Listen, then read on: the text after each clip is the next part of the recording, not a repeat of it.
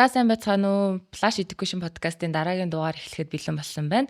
Өнөөдрийн подкастаараа болохоор АСЕ эмнэлгийн эмэгтэйчүүдийн эмч Сугармаа эмчээгээ урьж оролцуулж байна. За та өөрийгөө танилцуулаарай. Сайн байцгаана уу? За намайг Сугармаа гэдэг. Эмэгтэйчүүдийн эмчийн мэрэгчлэр ажиллаад нэг 10 гаруй жил, нэг 12 жил орчим болж байна. Тэгээд эмэгтэйчүүдийн шээс гарал, эмэгтэйчүүдийн мэдсэл, косметик мэдсэл, ийм тиймэрхүү үйлчлэгийг илүү их одоо нарийсгаж сурсан энэ чиглэлээр дагнаж ажилладаг ийм эмч байна. За хоёулаа яг би өнөөдрийн яриаг арай зэгцтэй ойлгохын тулд бүр өсвөр наснаас нь эхлээд ярих гэж бодож байна л да. Эмэгтэйчүүд октод их тулгардаг асуудлуудын талаар би ер нь чадхаараа сайн бэлдэж ирсэн байгаа. За. Ер нь хамгийн эхлээд бол эмэгтэйчүүдийн одоо энэ асуудлаар октод ярихаас айгүй ичдэж штэ ээжтэйгээ ихчтэйгээ ч юм уу. За энэ тохиолдолд бол ээж ихчийнхэн зүгээс одоо охтуудтайгаа дүүнэртэйгаа яаж нээлттэй харилцах уу, тэгээд дүүнэр охтуудын зүгээс ээж ихчтэйгээ яаж нээлттэй харилцах уу, яг тэр талаас нь эхлээд нэг яриад эхлэе гэж бодож байна. Өөрөө одоо эмэгтэй хүний хувьд тэгээд эмч хүний хувьд тэгээд ээж болсон хүний хувьд одоо охтуудад бол ер нь ингэж хэлдэг. Одоо чи одоо хүн ингээл өөрийнхөө мэдгүй чадахгүй ч юм уу, амьдралдаа хэцүү байгаа ч юм уу, асуумаар байгаа юмнуудаа амар өөртөө итгэдэг хүнээсээ асуудаг штэ. Тэгээ тэр нь ингээ харахад ихэнх найзууд нэгдэг байхгүй юу? Тэгэнгүүт одоо ихчтэй хэлэхлээр юм уу, ээжтэй хэлэхлээр загнахын болов ч гэдэг юм уу, айцтай эсвэл яаж юм асуух юм ч гэдэг юм уу, тийм санаа зовдөг ч юм уу. Тэгэхээр найзуудтайгаа яг энэ талаар ярилцаад байдаг. Гэтэл найзууд чинь яг өөртөө чинь нөгөө юм адилхан үе тэнгийн, адилхан амьдралын туршлагатай үзэж харсан, мэдж байгаа эрүүл мэндийн мэдлэгэн ч гэсэн ойролцоо тийм болохоор одоо хангалттай хэмжээний яг юм одоо мэдээлэл өгөх боломжгүй, үнэн бодит мэдээлэл өгөх бас боломжгүй. Тийм учраас нэгдүгээрт ээж чинь ихч чинь байвал арай өөрөөс чи ихч мэд хүн байвал зүгээр тий. За хоёрдугаар тэгэхээр яагаад гэр бүлийн хүн яагаад заавал ээж гээд байгаа гэхлээр бас ингэж хэлэх дуртай. Одоо ээж болсон хүний хувьд дараа нь эргээ харахад тэгээ ээж бол ер нь бол хүүхэдтэй ер нь бол байж болох хамгийн сайн сайхныг л хүсэж байгаа. Яг чин сэтгэлээсээ хүсэж байгаа, ямар нэгэн одоо өрсөлдөх ч юм уу, найзтайгаа өрсөлдөж магадгүй те. Гэтэл ээж бол хизээж одоо охиныгоо эрүүл байгаасаа, сайхан амьдраасаа, сайн сайхан байгаасаа гэдгийг дандаа чин сэтгэлээс үнэн голоосоо хүсдэг хүн. Тэгэхээр одоо тэр охин нь ямар нэгэн алдаа гаргацсан байсан ч, асуудал тулгарсан байсан ч дандаа хамгаалах одоо ийм сэтгэлтэй байгаа гэсэн үг. Тийм учраас буруу юм хийсэн байсан ч хамгаалах хичээн тийм болохоор ээжтэй ер нь бол хамгийн түрүүнд ярилцж байгаараа энэ хүн чамд хамгийн туслах одоо бүр номер 1 хүн чинь бол ээж шүү гэж ер нь бол хэлэх дуртай. Тэгээд ээжүүдийн талаас юм уу эсвэл одоо эгч нарын талаас нь ингээд харахаар нэг удаадаа ингээд мэдээж одоо амаа нэгээд үннээ хэлээд ингэж яахад нь эхний удаа бол төвчээртэй сонсороо яаж ч одоо буруу юм хийж яаж ч ингээд өөрт чинь тэнэг санагдсан бэ те. Тэрийг анхааралтай сонсч юм бол тэр нь одоо 2 дахь 3 дахь ярианы маань үндсэн суурь олж өгдөг нээлттэй ярилцлагын. Тэгэхээр аль талаасаа энийг ингээд айгу гоё хичээгээд хийгээд тах юм бол ер нь амьдралын хамгийн сайн найз бол ерөөсөө ээж шүү л гэж хэлмээр байна. Тэгээ ер нь бол ээж ихчтэйгээ ярилцах зүв байсан байлээ. Харин яг том босоос ойлгох юм билээ. Би бас яг тэгж ойлгосон. Тэгэхээр бид нар ямар нэг юмыг одоо ингээ шүүхгүй, загнахгүй одоо ингээ хүлээцтэй сонсох юмаа бид нар өөрсдөөсөө бараг эхлэмээр байгаа байхгүй тий. Тэгжиж ирээдүйн охтуудтай, дүүнэртэй бид нар тусалж чадна. Тэгэхгүй бид нар одоо яг нэг юм өөрсдөө хаалттай эсвэл юм загнах ч юм уу, тушаах юм одоо сэтгэлгээгээр ингээ харилцаа үүсгээд байвал тэр одоо хүүхдүүд бид нартай яг л одоо нээлттэй харилцахгүй яг л тийм үе буцаад бэлтгэгдэж гарч ирэх боломжтой юм шиг үйлээ. За охтуудын яг одоо эмэгтэйчүүдийн амьдралын хамгийн том одоо зүйл гэх юм уу, яг эмэгтэй хүн болж байгаа үе бол сарын тэмдэг, анхны сарын тэмдэг ирэх үе байдаг шүү дээ. Тэгээ тэр үед бас яг анх яг сарын тэмдэг ирж эхэлж байгаа охтуудад ямар зөвлөгөө өгөх вэ? Би одоо жишээ нь яг анх ингээд сарын тэмдэг ирэхэд амар юм шоконд орчихсон аахгүй яг ингээд юу яах вэ би ингээд ээжд хэлхээс санаа зовоо. Дээрэс нь ингээд сургууль дээрээ яг юм хэрэглэл юм дуурахаас бараг санаа зовдөг яг ингээд миний юм ирсэн гэдгээ мэддэг төлөхгүй. Бидний тэг намайг бага байхад ч бас яг нэг тийм үе байсан. Тэгээ одоо харах лэгтээ одооны үеийн хүмүүс арай илүү нээлттэй болсон баг. Арай илүү одоо мэдээлэл авах сувгууд нь ч гэсэн их болцсон тий. Тэгэхээр ер нь бол одоо үед арай гайг болсон мах.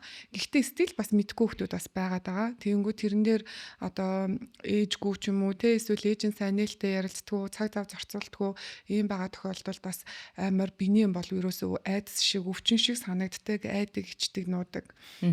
Тэгэхээр би бол одоо ер нь тэрийг байнга илдэг. Биений юм чинь одоо бидний үеийнхээ шиг ирэхэ болсон шүү. Одоо миний үед бол нэг 12-оос 16 наснд ирдэг байсан. Тэгэхээр харьцангуй нэг арай томорсон ч гэсэн хэцүү идэв гэсэн.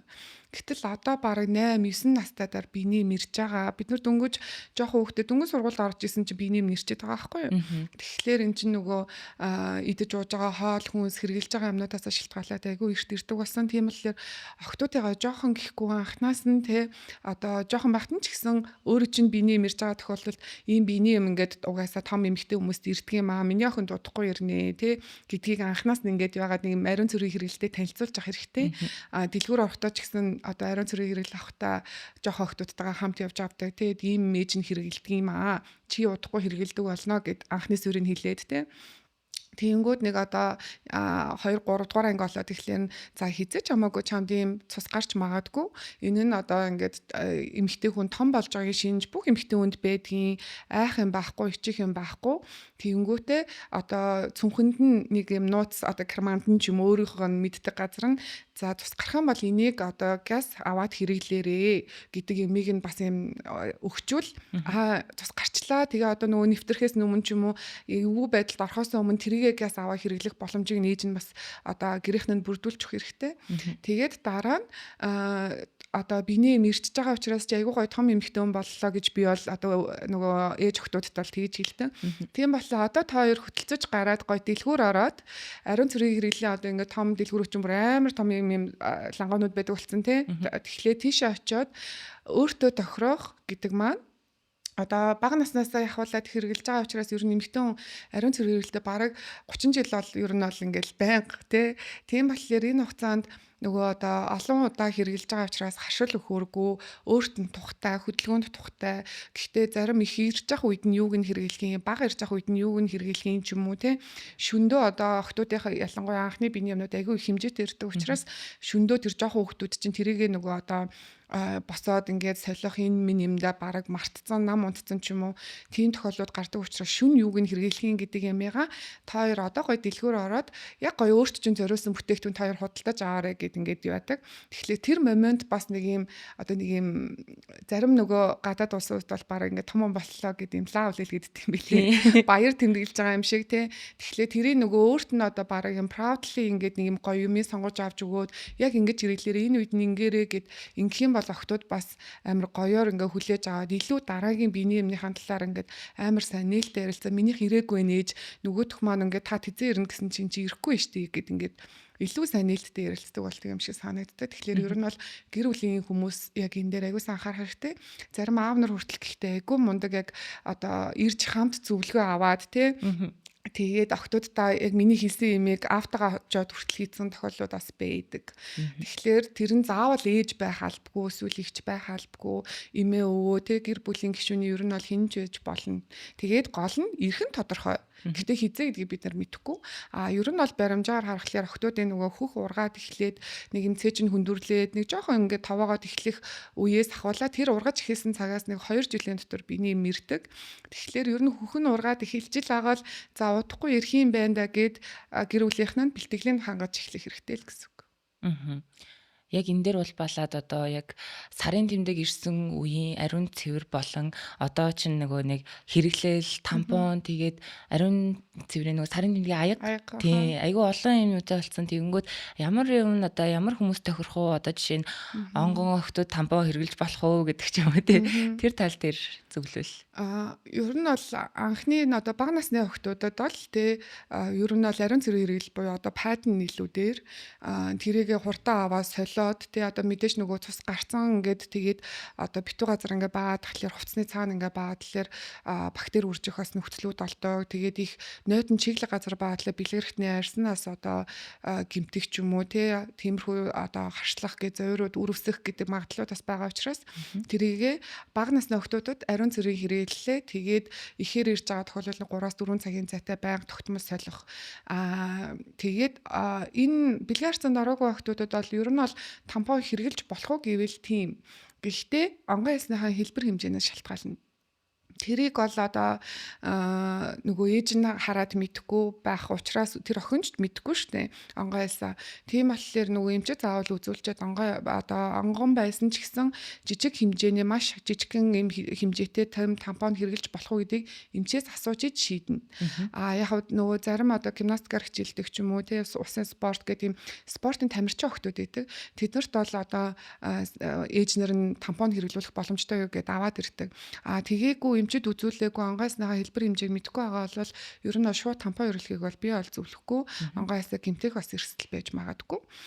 За тэгээ бэлгийн харьцаанд орсон одоо ийм эмэгтэйчүүдэд бол тампон хэрэглэж болно, пад байж болж юм тий. Гэхдээ тампоныг бас ийм олон цаг хэрвээ өдрийн дотор ингээ байлгаа цустайгаа халуун орчин тэгээ дээр нь өөрөө өрөвслийн суурьтай бол нөгөө өрөвсөн нэм бактерич өөрөө тийм чиглэг ийм таатай орчинд илүү сайн өөрчнө.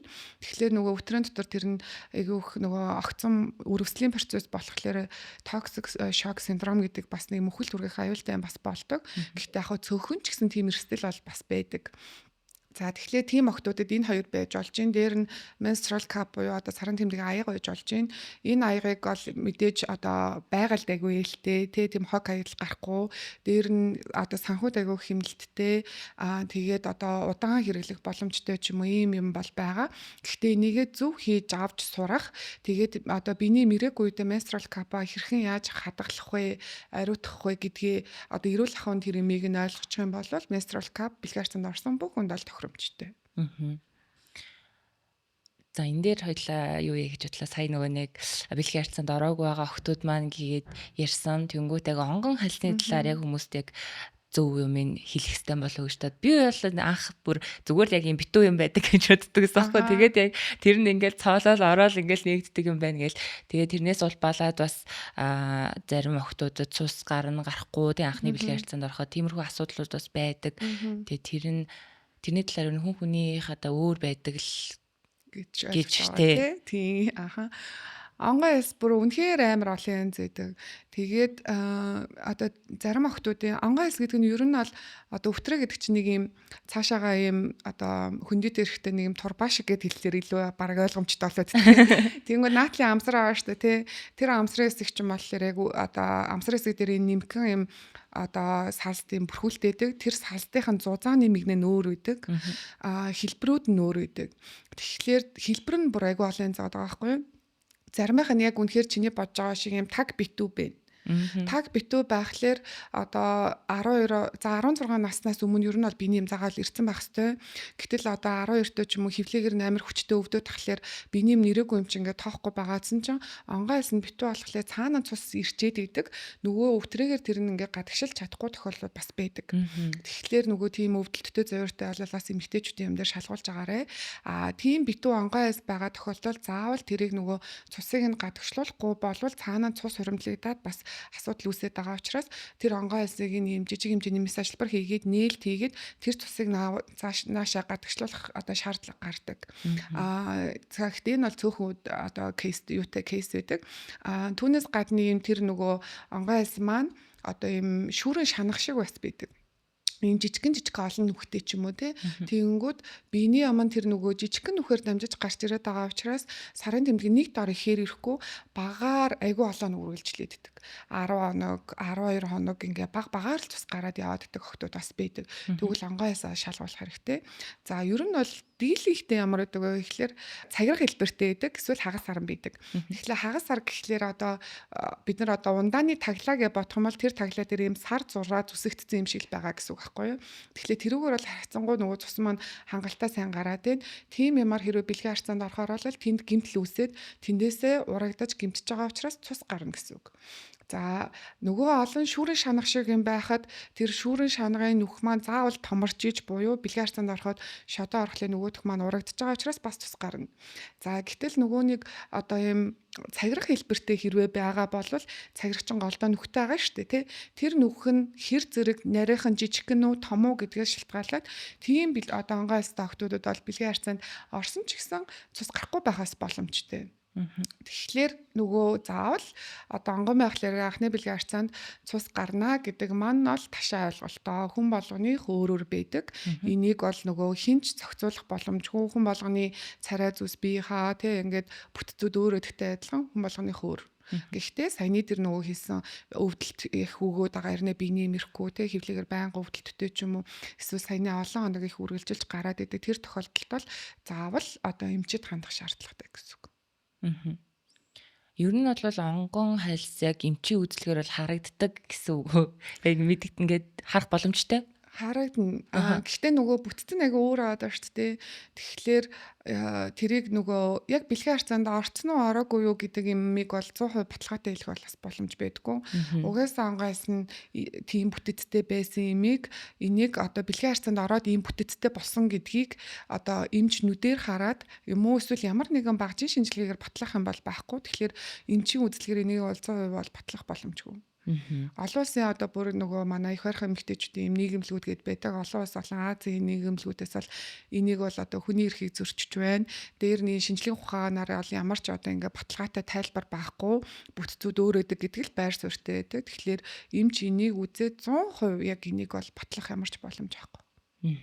Одоо байд юм уу мэдэхгүй байна. Миний үед бол яг ийм сургууль дээр охтын үзлэгээ болдог байсан. Тэгэнгүүт охтуудад айгаад ч юм уу тэгээд зарим талд ингээд хүмүүс юм худлаа цуу яриад тараадаг ч юм уу. Өө нэр охтын үзлэгээр орсон чинь тэр охин хүнтэй унтцсан гэсэн штэ энэ тэгээд тиймэрхүү юмнууд айгүйх байдаг байсан. Одоо бас яг яадыг нь мэдэхгүй л юм л та. Тэр бол тэгэхээр яг 100% бол хүний эрхийг зөрчиж байгаа явдал гэсэн үг шүү дээ. Тий, олоосын нийгэмлэгээс бол тэрийг бүр яг тэгж онцолж хэлдэг. Тэгээд одоо охтын үзлэгийг ер нь бол одоо энэ эрүүл мэндийн үзлэг ч юм уу те энэ юм чи хүний өөрийнхөө зөвшөөрлөөр те тэгээд ийм нууцлагдсан одоо эрүүл мэндийнхаа мэдээллийг нууцлж байгаа ийм тохиолдолд хүн өөрөө зөвшөөрсний үндсэн дээр хийн эсвэл одоо амт тэнсэн буюу одоо ухаангүй те одоо гэмтэл авцсан ч юм уу тэр тохиолдолд бол хүн өөрөө хариу өгч чадваргүй байвал эмнэлгийн байгууллага бол тусламж үзүүлдэг. Тэгэхээр тэрнээс бусад тохиолдолд бол энийг бол хүний эрхийг зөрчиж гин гэж үзнэ. Одоогоор бол тийм хийдэггүй бах. Гэхдээ яг энэтэй холбоотойгоор нөгөө надад одоо юм сургуулиудын эрүүл мэндийн боловсролын хичээлүүд бас байдаг шүү дээ. Энийг ингээд зарим нь харахаар бол одоо хүний нөөцөөс шалтгаалаад биологийн багш нар нь хийдэг ч юм уу. Зарим нь болохоор сургуулийн эмчнэр нь хийдэг. Тэгэхээр энийг айгүй их нөгөө бага наснаас нь зөв ойлголтыг айгүй сайн өгөхийн тулд тэр одоо сургууль олон тэр хичээлийг орж байгаа хүмүүс айгүй гоё юм нээлттэй ярилцаж сурчвал тий. Тэгээ зөв ойлголтыг өгчвөл ядаж нөгөө түрүүн чи ярьжсэн шүү дээ. Ангитай ариун цэрэг хэрэглэлийн юм дуурхаас хүртэл санаа зовдөг. Тэгээ хөвгүүд хүртэл шаалдаг ч юм уу тий. Нэг тийм хичмээр тийм юм байдлыг анханасаа үүсэхгүй. Энэ угаасаа хүн болгонд болдог юм томроод ирэхлээр ингэдэг гэдгийг одоо анатомтой физиологтой ингээ аюу гой тайлбарлал бас ингээ хүүхдүүд одоо л ойлгно шүү дээ. Миний үед тэр хичээл яаж ордог гэсэн мэтлээ бэлгэвчний талаар хичээл ордог байсан. Тэгэл нэг юм эрэгтэй эмэгтэй бэлгэвч гэж байдаг. Ингэж хэрэгэлдэг гэдэг юм одоо муляж гэдэг нь юм одоо химэл бэлгэрхтэн ч юм уу тийм юмн дээр юм бэлгэвчийг яаж углах талаар л ингээл заагаал тэгэл тэр чин яагаад энийг хийх гээд байгаа юм те энэ яг ямар ач холбогдолтой гэдгээсээ илүү тэрийг яаж хэрхэн зөв хийх яриад байгаа байхгүй юу тэгээд юм сонин надад бол яг миний experience бол тийм байгаа. Гэхдээ одоо нөгөө манай багш нар ч гэсэн боловсролын систем ч гэсэн тэгэл айгүй их гой сайжирч байгаа сурагч нар нь ч бас багш нараас илүү мэдлэгтэй болж байгаа. Одоо миний үйлчлүүлэгч ч гэсэн одоо надаас илүү их юм уншиж судалдаг болж байгаа. Тэгэхээр залуу үед бол үнэхээр мундаг болж байгаа гэж бодож байгаа. Найдаж байгаа шүү дээ. Тийм одоо бас арай өөр болоод байгаа хаа. Яг эрүүл мэндийн хичээл ороод зүгээр жишээ нь хөх гэж юу вэ гэл тэгэнгүүт чинь баах инээдэн болж молол тэр одоо ер нь болж байгаа байх гэж найдаж байгаа. Тэгэж анханаас нь ер нь бол бэлгийн одоо юуны амьдралынхан те ингээд юмнуудын сайн тайлбарлаж өгснөөрөө ер нь аюу олон эрсдлээс сэргийлдэг байх гэж боддог. Тийм. гоё чанартай ороод. Гэхдээ одоо тэрнээс гадна одоо ингээл хүүхдүүд чинь интернетээр одоо магадгүй энэ подкастыг үзээд ч юм уу те эсвэл өөр ингээл гадаад дотоод Монголын элдв анз ийм одоо эмчнэрийн подкаст зөвлөмжүүдийг ингээд сонсоод бас амар их бас мэдээлэл авах боломжтой. Тэгээд өөрөө дэлгэрүүлж уншаад мэдлэгч болох бас боломжтой байна шүү дээ те. За эмэгтэйчүүдийн эмнэлэгт ер нь яг сарда ч юм уу те ер нь хэдэн сар тутам тогтмол очих хэвтэй вэ? Тэгээ очихдоо яг ямар шинжилгээ өгөх хэвтэй вэ ч юм уу те. Бас яг одоо охтууд маань бас илүү хариуцлагатай болоод бас тогтмол очдог болсон юм шиг надад ажиглагдсан тийм. Ер нь бол жилдээ нэг удаа эрүүл эмэгтэй хүн жилдээ нэг удаа гэж байгаа. За эрүүл гэдгийг одоо биеэрээ өөрөө яаж мэдрэх вэ гэхлээр сарын тэмдэг тогтмол ирдэг. Одоо хугацаанд тий нэг 2 3 сар өнжөөд авахгүй хэвээ ирчдэг. Сарын тэмдгийн өвдөл зовир их хүчтэй биш. Өтрөөний одоо хэвийн шүүрлүүдийн өнгө ялгцсан одоо хэвийн үнэргүү ч юм уу өнгөн хэвийн ч юм уу тийм. За тэгээ ямар нэгэн хөвлийн дагуур өвдөж хавцсан зовир байхгүй. Тийм байх юм бол ер нь жилдээ нэг үзүүлчихэд бол болно. Гэхдээ ингээ үзлэгийн явцад ямар нэгэн асуудал гараад ч юм уу ийм юм дээр анхаарах хэрэгтэй гэдэг зөвлөмж гарвал эмч тэр хүнийг за хэдэн сарын зайтай зарим хүмүүс дээр бол 3 сарын зайтай одоо үнд өвчин дээр байгаа энэ уйлахыг бид нар хэмжих шаардлагатай байна гэд ингээ хэлж байгаа хүмүүс энэ. Тэгэхээр эмч асуудал байх юм бол хяналтын үзлэгээ чи хизээ үзүүлж ивэл зүгээр юм байна гэдгийг хэлчин. Асуудалгүй эмэгтэй бол за жилдээ нэг удаа л ирж ийгэж хэлнэ. За заавал өгстэй юмнууд нь ерөнхийдөө байдаг вэ гэхэлэр эход заавал хардаг. Эхогоор болохоор нөгөө өндгөвч олон одоо үрийн хоолой тэгээ умаа гэд умаа хүзүү гэд хэсгүүдийн бүтцээр нь өөрчлөлт орж ийн үү. Ялангуяа энэ түгээмэл одоо сүүлийн үед айгүйх ажиглагдж байгаа. Манай охтууд айгүйсан хариуцлагатай үзүүлдэг болсон. Гэхдээ жирэмслэх төлөвлөгөө одоо илүү хошоо болсон.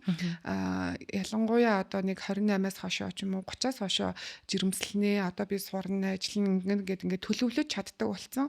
Гэхдээ энэтэй уялдаад гарч байгаа нэг одоо сөрөг таламж гэх юм уу анхаарах зүйл нь байдаг вэ гэхэлэр умаа дээр одоо дааврын хамааралтайгаар янз бүрийн одоо удамшлын хамааралтайгаар ч юм уу умаа дээр юм хоргоо занглаанууд үүсдэг. Тэр маань одоо тухайн эмэгтэй хүнд ямар нэгэн өвдөл зовир байхгүй тий биений мэднэрт өөрчлөлт юусоо орохгүй тэгсэн хэрнээ юм одоо дотор нэг мөгөрс шиг юм ургаад байдаг гэх юм уу. Тэгэхээр тэр ургаад байгаа юмгаа бид нар залуу байх тусмаа илүү хурдан томрох цусан гам сайн байгаа учраас илүү хурдан томроод байх юм бол тэр магадгүй мэсцэл болох магадaltaй ч юм уу эсвэл зарим тохиолдолд биений эмнийг цус алдалтай олгох үргүүдэлд хүргэх ч юм уу аюултай байдаг учраас нөгөө эхо тэрийг заавал харж мэдхээс биш одоо зүгээр үзлэг хийгээд мазаагүйгээд бас мэдэхгүй. Тэгэхээр жилдээ нэг удаа одоо анхаарч үзүүлэхдээ заавал эхо байх хэрэгтэй. Тэгээ бэлгийн арцанд ороогүй бол хевлийгээр эход харчихна.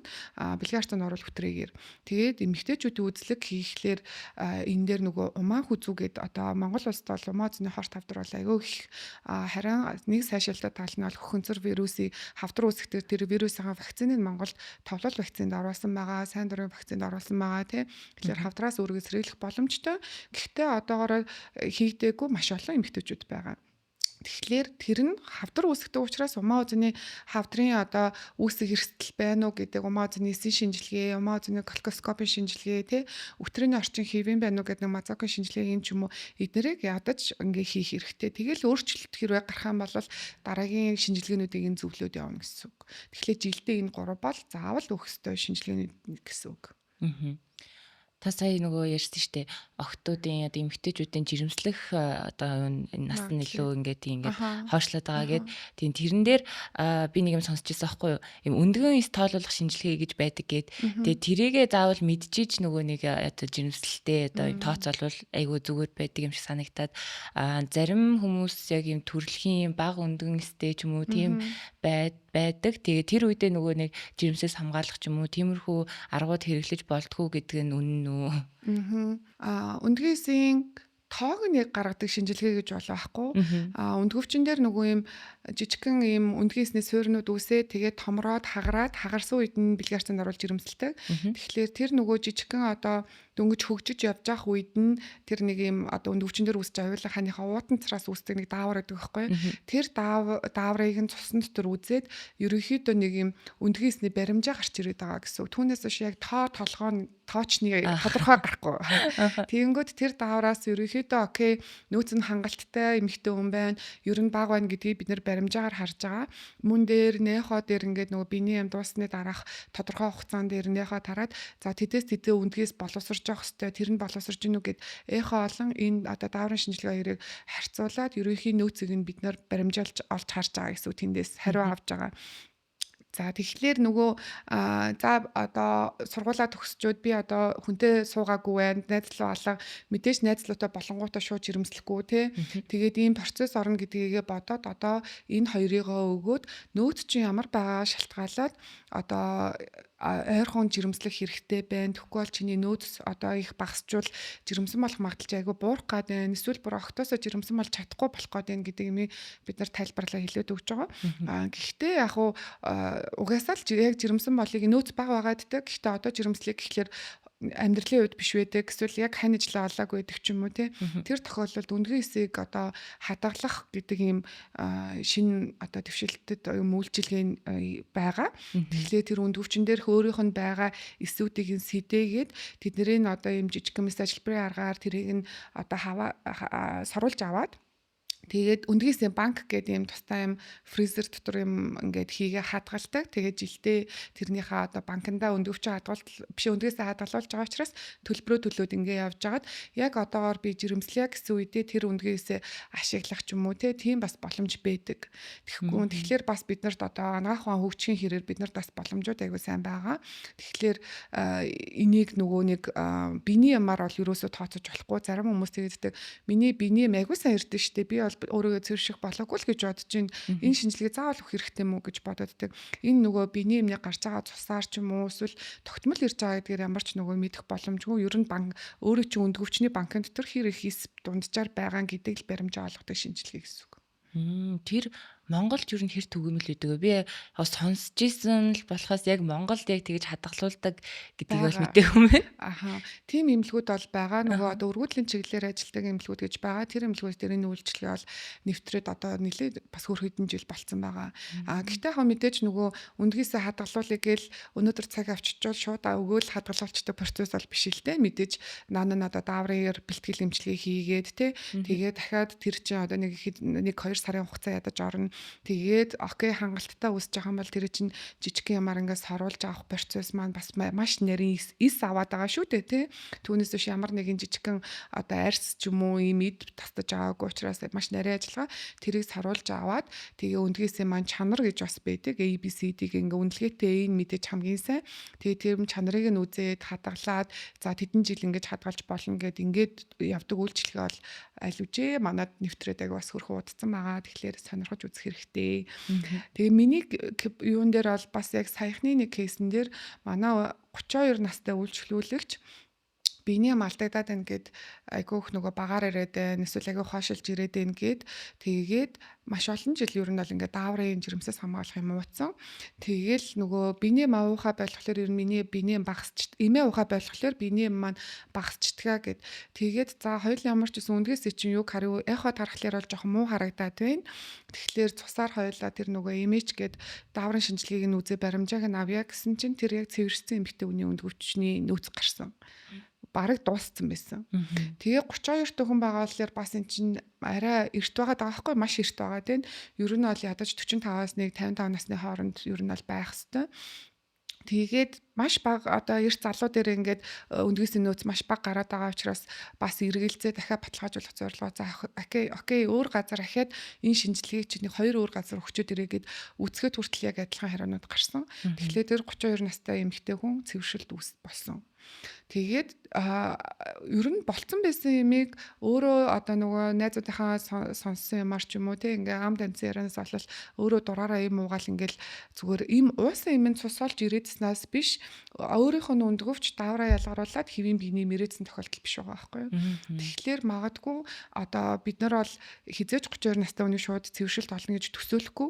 Тийм болохоор тэгж одоо эмч болгон одоо залуу бүсгүүчүүдэд бүгдэнд нь одоо энэ шинжилгээг заавал үг гэж санал болохгүй. Гэхдээ эмэгтэйчүүд маань гэр бүл төлөвлөлтөө ингээд ер нь бодё гэж бодож байгаа бол эсвэл сонирхоод те би ер нь хэр хэмжээний нөөцтэй хүн гэдгээ мэдмээр байгаа бол сайн дураараа энийг бас өгчөж явах хэрэгтэй. Тэгэхгүй болохоор нөгөө эмч надад ерөөсөө зөвлөөгүй гэж эмч намайг тийм шинжилгээ үг гэж хэлээгүйгээд дараа нь цэвэршил тосноос хойш бид нар яачсан ч тэр одоо шинээр өндгөн эсийг боловсруулах ч юм уу шинээр үүсгэх ямар ч боломж байдгүй. Тийм цаг хугацаа алдсан тохиолдлоос гардаг. Тэр эмэгтэйн кейс болохоор яг 100% яг эмний нөлөөнөөс болсон гэсэн үг үү тий? Энэ дээр ерөөсөө цэвэршлэн түргээгүй. Им цэвэршлэн түргээгүй, үндгээс нөөцийг бууруулаагүй. Угаасаа нөгөө цэвэршэд одоо тэр нөгөө байглаас заяасан үндгээсний нөөц нь ингээд угаасаа дуусчихсэн тий. Эсвэл үндгөвчин дээр ямар нэгэн мисцал эднэр хийгээд үндгөвчний эрүүл эдээс гэмтээ нөөц нь багасчихсан. Тэгэнгүүт тэр нь биеинд нь дохио өгөөд биений юм нь одоо ингээд жоохон асуудалтай болоод тий тасалтаад өөр ирээд ийм байгаа тахтанд эртхэн дээр нь үзүүлж арга хэмжээ авахгүйгээр зүгээр им ууж биений юм эрүүл эдсэн. Түүнээс уусан им нь тэр хүний цэвэршүүлсэн юм бол огтоосоо биш. Тийм нэг бас буруу ойлголтууд байгаа. Тэгээд жирэмсээс хамгаалах юм уугаад байвал цэвэршдэг ч юм уу эсвэл өндгөөс нь нөөц нь хомс одоо багасна гэсэн тийм юм бол огтоосоо бол байхгүй. Яг Байглаасаа гэсэн үг. Нөөц нь цаанаасаа одоо тэгээ заяатсан. Эсвэл одоо янз бүрийн одоо хавдрын эмчилгээ, тий хийм туяа эмчилгээ, эсвэл өндгөвчний бүтцийн тухайд янз бүрийн асуудал гараад өндгөвчний хоргоо авдар том уйлахаар мисцлаар ахуулах ч гэдэг юм уу тий. Тиймэрхүү нөхцөлд эдгээр бас эсвэл өндгөвчний өөрийнх нь дутуу хөгжил эдгээр байж болно. Удамшлаасаа ээж нэгч нар нь нэг олон хүүхэд гаргадгүй тий. Эсвэл эрт цэвэрсэн ийм генетикийн юм хүчин зүйлээс бас болж байгаа. Түүнээс биш тэр нөгөө хэрэгэлсэн жирэмсээс хамгаалах дааврын эмнээсээ яг болсон бол биш. Тиймнээс ол болохгүй. Яг сарын тэмдгийн хугацаа нөгөө ирэх юм тодорхой хугацаа энтер гэж бол байхгүй, хүмүүнийх бас өөр байдаг байх тий. Одоо тасралтгүй одоо ингээд юм удаан 7-8 хоногоор ирээд амар өвдөлттэй ирээд байгаа хүмүүс одоо миний жишээлбэл хийдэг байхгүй юу. Тэр одоо ямар нэг асуудал гэсэн үг үү? Яг бас аюу сонин санагдаад тий. Асуудал гэж бодохоос өмнө бүгдээрээ хэвийн юм бодох хэрэгтэй. За хэвийн нь яаж биений мэрхүү гэхлээр эрдэг хоног сая ярьж ин те 2-8 хоног эрхийг хэвийн гэж үзнэ. За тэгэнгүүт хугацаанд давтамж нь ямар ах вэ гэхлээр 21-ээс 35 хоногийн давтамжтайгаар ирүүл хэвийн гэж үзнэ. Гэтэл хүмүүсийн одоо их гаргадаг алдаа нь юу гэхлээр биений юм дууснаас хоошоо нөгөө 21-ээс 35 хоног нь бодогдох юм байна гэж бододдаг. Энэ нь биений мэрсэн эхний өдрөөс дараагийн биений мэрсэн эхний өдрөх хооронд хугацаа. Тэгэхээр одоо жишээлбэл 8 хоног ирчлээ. Тэгээ 21 хоногийн мөчлөгтэй болвол ахиа 10 тоноод шууд дахиад дараагийн биений мэрч байгаа. Тэгэхээр ийм тохиолдолд бол заавал эмчид хандах хэрэгтэй.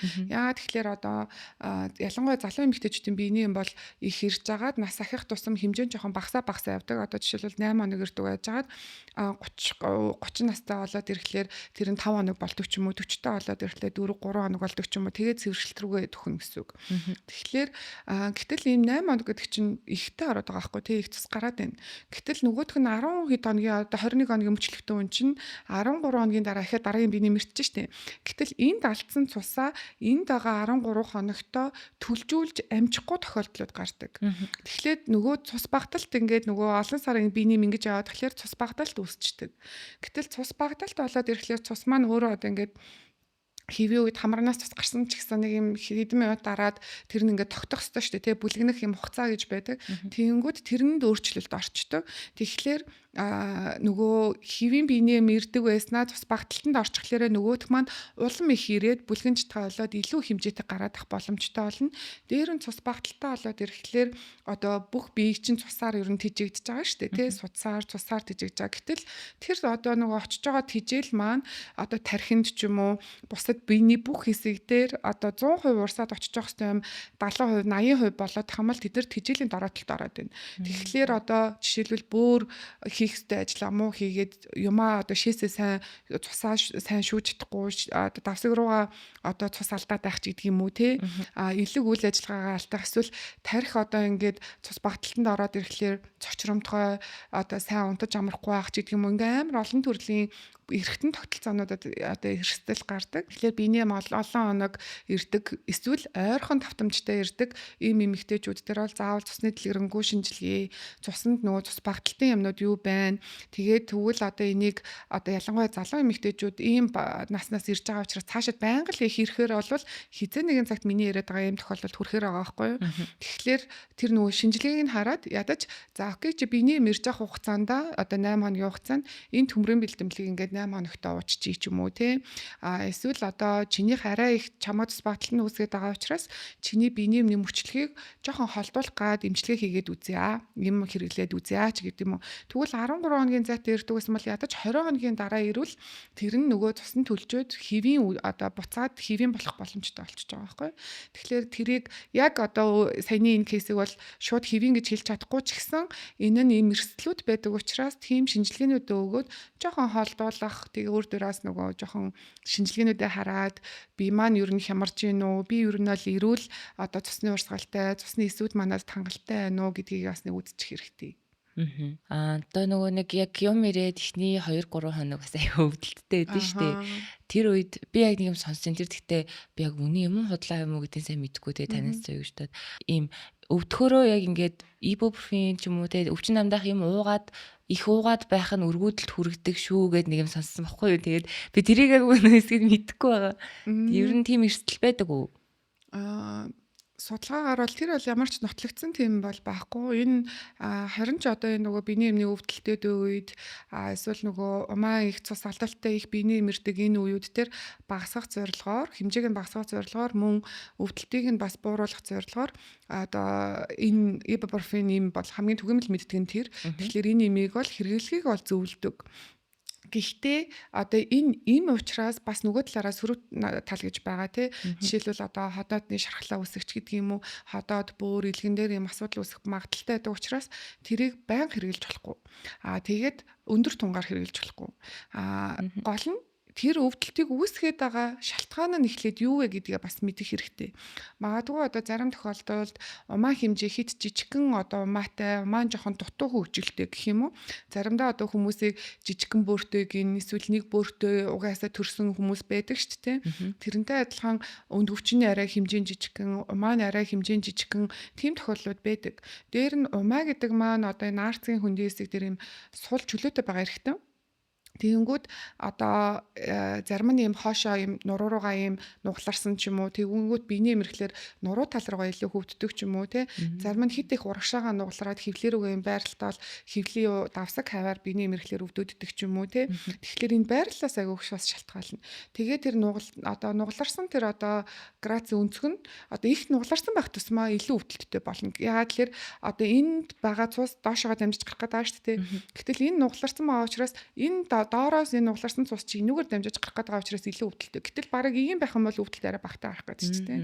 Тэгэхээр тэр нөгөө анатомийн бүтцээс хэмжээнээс шалтгаална. Мөн эмгэг байж болно. Тэрэн дээр нь түрүүний нөгөө миний яриад байгаа умаа дээр янз бүрийн хоргуу зангилаа үүсэж болно гэсэн тий тэр зангилаа байна уу өнд өвчин дээр том хэмжээний уйлахаа байна уу эсвэл өрөвслийн одоо шалтгаантай байвал биений бас өвдөлттэй ирэх бас боломжтой.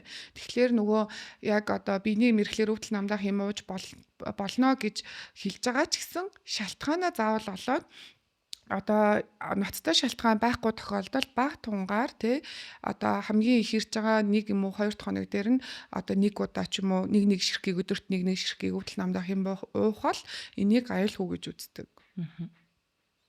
Энэ дээр нөгөө нэг ариун цэврийн талаар нэг юм асуучих гэж бодлоо. Яг дотор хувцсны тал дээр тий одоо охтуудад ч юм уу энэ зөвлөх юм даавн дотор хувц өмсөж байгаарэ гэдэг. Дээрээс нь бас одоо нөгөө угаагчуд айгүйх болцсон байсан. Бас үнэртэй ус гараад ирсэн байсан. Тэд нар ер нь яг хэрэглэх яг зүгээр үү, хэвэн үү гэд. За дотор хувцсан дээр бол нөгөө гоё байхаас илүү эрүүл ах нь айгүй чухал. Гэхдээ одоо маш олон одоо дотор хувцсны брэнд ч байна тий. Тийм болохоор гоёг тэгээд дээр нь заавал 100% даавыг сонгороо л гэж хэлье. Ийм нилон ч юм уу те нөгөө даавных нь материалын өөр байх тусмаа одоо агаар нэвтрүүлэхгүй байх тусам одоо тэр эмэгтэй хүн бэлгийн арцанд ороогүй халдвар аваагүй байсан ч гэсэн өрөвсөх одоо магадaltaй болоод эхэлдэг. За дээр нь одоо нөгөө хэлбэрийн тухайд гэхлээр юутай одоо бензний төрлийн ч юм уу тиймэрхүү дотор хувцснууд байхлаар зарим тохиолдолд одоо нөгөө шулуун эзний амсрын бактериагаа урагшаага өтрээр үгээ төлж өгөөддөг. Одоо яг юм хоёр өгзөгний дундуур ороод ийн гэсэн үг шүү дээ. Нөгөө дотор хувцас маань. Тэгэхээр тэр маань хөдөлгөөний явцад хойно одоо мэдээж одоо хүн хүндэрчээд ариун цэврээ сахиж байгаа. Гэхдээ нүдэнд харагдахгүй нэм бактери бол байгаа шүү дээ, тий. Гэтэл тэр нэм бактери маань тэр нөгөө дотор хувцаараа дамжаад хүтрээрээ очоод өрөвсөд ахс магадaltaй байдаг. Тэгэхээр нөгөө давсагны өрөвсөл буюу бидний ярьдгаар цистит те энэ циститийн өрөвслийн одоо 80% үүсгэгч бактери нь хэн байдаг вэ гэхлээр шулуун гэзний бактери гэдэг. Тэгэхээр энэ нь дотор хувцснаас эсвэл одоо суултур угаагч буюу бидэгээр угаахаар ч юм уу те эсвэл яг төрөлтөөс олоо хярцан өтрөө хоёр ойрцсон тохиолдолд өтрөө агшнаг хоёр ойрцсон тохиолдолд ч юм уу эсвэл одоо аналаар бэлгээрцанд орох ч гэдэг юм уу. Тиймэрхүү тохиолдлуудаас болоод одоо тэр бактери урагшаага очиж байгаа байхгүй. Тэгэхээр үтрээ өрөвсөж байгаа одоо тэр нөгөө үтрээний шүүрлэн дотор нөгөө бактери байгаа. Тэр бактери шээснээс өврөгөө орчиж байгаа. Тэгээд давсагнд ороод одоо давсагны өрөвслийг ихэнхдээ үүсгэдэг. Тэгэхээр нөгөө дотор хувцс гэдэг нэг юм зүгээр л одоо өмсөж байгаа ч юм уу зүгээр л гоё харагдах юм бас биш. Энэ цаанаа бас юм өөрийг чинь өвтгөх, өрөвсүүлэх юм шалтгаан байдаг учраас тэрэн дээр анхаарах хэрэгтэй. За тэгээд маш олон нөгөө одоо ингээ гоё ариун цэврийн эмэгтэйчүүдийн тэ зориултын бүтээгдэхүүнүүд бол байдаг. Одоо худалдаанд бол маш олон юм байгаа. Тэнд үйлдвэрлэсэн, энд үйлдвэрлэсэн тэгдэг ингээ бараг л одоо ингээл бүх өвчнийг имжилдэг юм шиг одоо бэлгийн замын үе халдварт өвчнийг чимчлэхэр чим шиг тэ ийм гээл хийгээл бараг ирүүлээ. Эсвэл энэ гэлийг хийгээл хөтрээгээ нариасах ч гэдэг юм уу. Эдгээр бол ер нь бол зүгээр л одоо маркетед байгаа одоо маркетинг гэх юм уу зах зээлд байгаа маркетингийн л юм яг олон улсын одоо эмчнэрийн болон хурал семинарууд дээр биднэрт одоо хийж зөвлөж байгаа бүх юм юу гэхээр үтрээ угаасаа өөрөөгөө цэвэрлдэг одоо тийм горимтой тэрэн дотор одоо бид нар үтрээний ашигтай бактери гээл одоо ер нь мэддэг болоод байгаа шүү дээ. Тэгэхээр тэр үтрээний ашигтай бактери гэдэг лактобацилл гэдэг тэр бактери маань өөрөө сүүний хүчил гэдэг юм хүчлэг шинж чанартай юм ялгаруулдаг. Тэр хүчлээрээ үтрээний орчинг одоо pH level-ийг нь 3.8-аас 4.5-ын хооронд барьдаг. Гэтэл тэрийг одоо тэгээд гаднаас одоо за яг нөгөө шулуун гэзний бактери жишээлбэл ороод ирлээ гэж бодоход бидний үтрээ хүчлэг байгаад нөгөө хүчлээрээ бактеригаа устгаад өөрөөгөө цэвэрлээд өдөр тутамд одоо байнгын их бага хэмжээгээр цагаан юм гарах ёстой. Цагаан юм гарах нь хэвэн.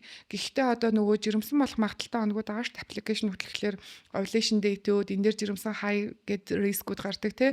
Тэр өдрүүд дээр нөгөө гарч байгаа юмны хэмжээ маань дааврын нөлөөгөөр ихсэж байгаа. Түүнээс бусад үед байнгын багаар гарч байгаа маань эрүүл эмэгтэй хүн. Гэвтэл нөгөө юм гараад тахлаа цагаан юм гараад байна гэд энэ буруу юм шиг санагдаад хит их ариун цэвэрс дахиад өтрийг нь тутагшаа усаар угаагаад иддэг.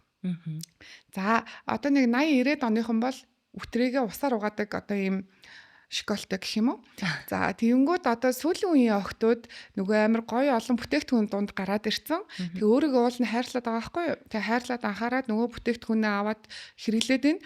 Гэхдээ одоо бол дэлхий дээр ямар ч үтрээгээ угаадаг бүтээгдэхүүн байдаггүй. Ягаад тэгэхээр энэ шинжлэх ухаанаар өөрийгөө хамгаалдаг гэдгийг сая хэлжээд байна тий. Тэр угаадаг бүх төрлийн бүтээгдэхүүн зөвхөн гадна бэлгэрхтнээ угаадаг. Жишээлбэл бэлгийн уруулаа, их баг уруулаа тий. Тэр одоо үтрээ хошно хоёрын голын зай хярцан тэр хэсгүүдийг халдвар авах үрвсгээс сэргийлэх зорилгоор угаадаг бүтээгдэхүүнд байдаг. Гэтэл манайхан ойлгохтой энийг угаадаг бүтээгдэхүүн учраас тэг эмэгтэйчүүдийн зориултын бүтээгдэхүүн учраас үтрээгээ угааж болно гэж буруу ойлгоод байдаг. Тэгэхээр ямар ч бүтээгдэхүүнийг үтрээрөө угаахгүй, дээр нь усаар ч угаахгүй, үтрээ өөрөөгөө хамгаалдаг. Тэгээд түрүүний хэлээдсэн ашигтай бактери хүчил ялгаруулах хүчлэг болдог гэсэн шүү дээ. Тэгэхээр ямар нэгэн усаар хүртэл дотгошоогоо угаах хэлээр тэр нь хүчлэг орчныг сулруулад ийн гэсэн. Бид нар одоо ийм за нимбэгний нимбэгний жүүсийг аяганд хийчээ дээр нь усыгээ дэвэл нимбэгний хүчлэн концентрац нь буурна шүү дээ. Ер нь тэрнтэй адилхан ойлгочих болно. Тэгэхээр угаах гэдэг бол ариун цэвэрс тагч байгаа асуудал биш. Өөрийнхөө одоо хэвийн орчинг нь алдагдуулаад тэрнээс болоод бэлгийн харьцаатай холбоогүйгээр зүгээр яж байгаа л үрвсээд байна. Тэгэхээр одоо энийг бол бүр хасах хэрэгтэй.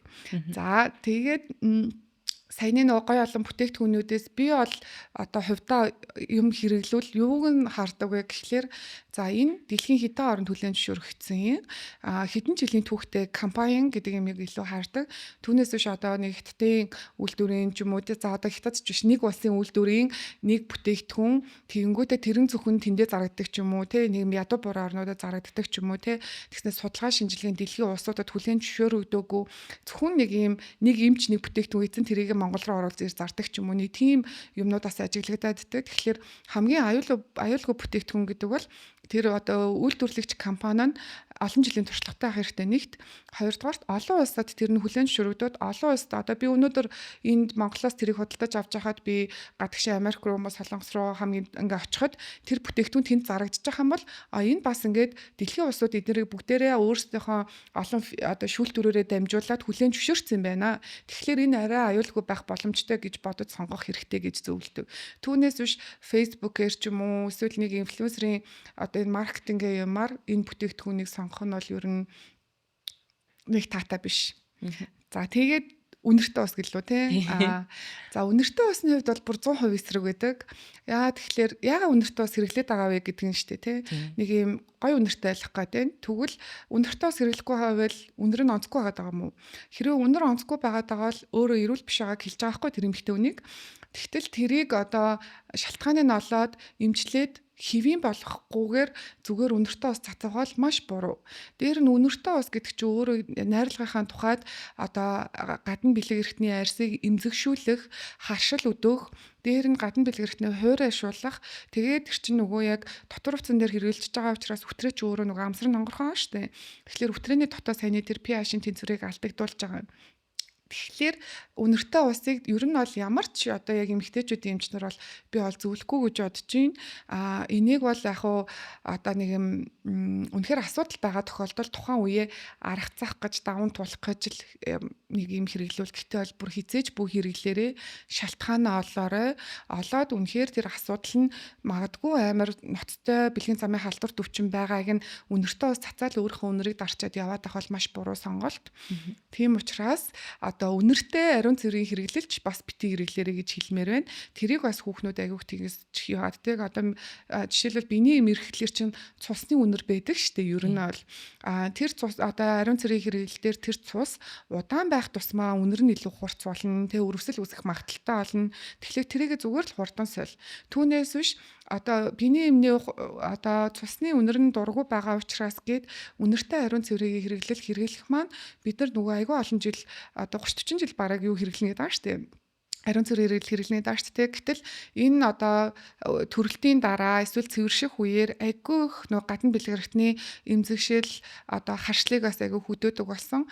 Тэгэхээр биднэрт тэрнээс өөр сонголтууд бас байхгүй учраас олон жил хэрэглэх учраас хамгийн одоо нөгөө аюулгүй сонголтуудаа өөрөө мэддэг байх хэрэгтэй л гэж бодож байна. Ариун цэвэр ярьсных нөгөө доотлын өвсний талаар ярих гэж бодож байна л да. Одоо тэрийг юу нэг яах вэ? Энд яг хувь хүний сонголт л байх л та. Тэгээ лазер байна, вакс байна. Тэгээ нэг хусаж мусаад янз бүрийн аргууд байдаг. Тэгээ би бас нэг юм уншижсэн чинь хусаад нөгөө янгууд нөгөө өвсний тотгошоогоо ургаад тэр нь юу лээ? Ийм Бартолины булчирхай өрөвсөл гэлүү те. Тиймэрхүү юм эрсдлүүд айгүйх байдсан бэлээ. Тэгэхээр ер нь яаж юу гэж зөвлөх вэ? Үнэхээр тэр өвснээсээ салмаар байгаа хүмүүс. Ус бол ер нь бол хамгаалах хэрэгтэй. Бидний бие организм бүгдээр амар ухаантай. Тэгээ сая өвтрийн хүртэл ухаантай өөрийгөө цэвэрлжээд байгаа байхгүй юу? Тэгэнгүүт ус ч гэсэн ер нь бол хамгаалах үүрэгтэй. Дөргөлтоос те гадны одоо их нэм бактериас ч юм уу ингээ хамгаалах үүрэгтэй. Гэхдээ одоо орчин үед ингээ бид нар ариун цэвэр сахих боломжтой. Те одоо хүннүүгийн үед амьдраг учраас юм боломжтойгаа тэгээ ус надад таалагдахгүй байна гэвэл бол тэрийг бол авч болно. За үсэн дээр тэгж за хамгийн түгээмэл хэрэгэлт нь нөгөө сахлын утга шиг утганууд эдэг те юм зориултын татварганууд. Энэ татварганууд бол яг тухайн үед ингээ авж байгаа боловч үсэг жоохон ширүү ургуулад эдэг ч юм уу. Тэгэнгүүт одоо яг ийм хан дээрх одоо ийм тэгшхэн гадаргуу дээр хусалт хийдэг учраас арьсаа зүсэж гимтэйх ч юм уу өрөвсөл халдвар оруулах магадaltaй. Дээр нь одоо ус маань ингээ арьсаа цоолоо дээшээ ургах хэрэгтэй шүү дээ тий. Тэгэнгүүт тэрийг ингээд нөгөө татваргаар ингээ аваад тэгэхээр нөгөө усны ургалт маань бас буруу болох боломжтой. Тэгэхээр нөгөө арьс нь дундуураа ургаад эхэлдэг. Дундуураа ургаад ирэхлээр нөгөө дээшээ гарахгүй арьсны доор нөгөө юм хар усны одоо хэсгүүд нь булцуунууд нь дээр нь тосны булчирхай, дээр нь одоо бактери халдвар орчвол тэр маань идэт үүсгэр болоод арьсныхаа юм давхаргуудын дундуур ингээд асуудлууд үүсгээд эхэлдэг. Юм буглаа шиг том эсвэл нэг жижигхэн батгах шиг ч юм уу болгоод эхэлдэг. Тэгэхээр энэ дээр одоо ваксны одоо салооны хүмүүс ч юм уу эсвэл өөрсдөө нөгөө охтууд маань нөгөө одоо шахаж махаа цэвэрлээд булан буруу тишээ явуулаад байдаг. Тэрийг эмнэлэгт очиод яг цэвэрлүүлээд ариутгаад ариун юмар чиглэлийн зүв болгох зарим тохиолдолд тэрийг лазер амжилгээ зарим дээр нь одоо бараг нэг юм батгах шахаж байгаа юм шиг. Гэтэ нөгөө ариун орчин байх нь айгүй чухал байгаа байхгүй юу. Тэгээд зүв чиглэлтэй байх нь чухал. Гэтэл нөгөө яг өөрөө тэрийг хийх гэхлээр нүдэн дээр байсан одоо нүүрэн дээр байвал ил харагдаад байна. Гэтэл нөгөө хэсэгт чинь айгүй байрлал нэгцүү. Тэгэхээр зүв юм бас хийж чаддгүй. Тэгэхээр сул тал нь бол татвархан дээр бол тийм байна. Ваксос бол түгээмэл бас хэрэгэлдэг. Ваксын дээр нөгөө вакс хийж байгаа хүнийх нь скил нь амар чухал байгаа. Тэг хэрэгжилж байгаа бүтээгдэхүүн бас айгүй чухал харшил өдөөх юм уу? Нөгөө маань яг одоо грацийн 100 тохируулж тавиад зөв чиглэл рүү татчихэв нү, бүрэн татсан уу? Эсвэл одоо олон удаа нөгөө үсээ авахгүй ингэж татснаасаа болоод арьсны өнгө эсгүүдийг ингээ хуулаа гэмтээгээд авах магадaltaй. Тэгэхээр арьс маань өөрөө хамгаалах бүтцээ алдаад байна. Тэгээд ивэл бас айгүй харшламтгай болоод иддэг тал бас байна. Эсвэл арьсан дээр бас гэмтэл шарах үүсэх боломжтой. Эсвэл нөгөө үснийг одоо үсний болцоогээд уутнаас ургаж байгаа штэ. Тэгэхээр тэр уутыг нь очиод нөгөө ваксныхаа одоо цавуулаг ямар очиод бөөлчих бас болно. Тэгвэл нөгөө тэр тэндээс маань ус маань бол дээшээ дараагийн ухах нь ургах хэрэгтэй шүү дээ. Гэтэл нөгөө уутны амсар нь бөглөрчөд байгаа учраас бөглөрснөөс болоод тэр доор нь ус нь нас тотгошоогоо хавж ургах ч юм уу. Эсвэл тосны булчирхаанууд нь юусоо ялгарч тавих гэдэг асуудлууд бас үүсэж болдог. Дээр нь одоо бас байнга одоо яг тим хийгээд тахлаар арьсан дээр баг зэргийн сулрал одоо олон жилийн хугацаа ярьж байгаа. Түүнээс нэг хэдхэн юу биш л те.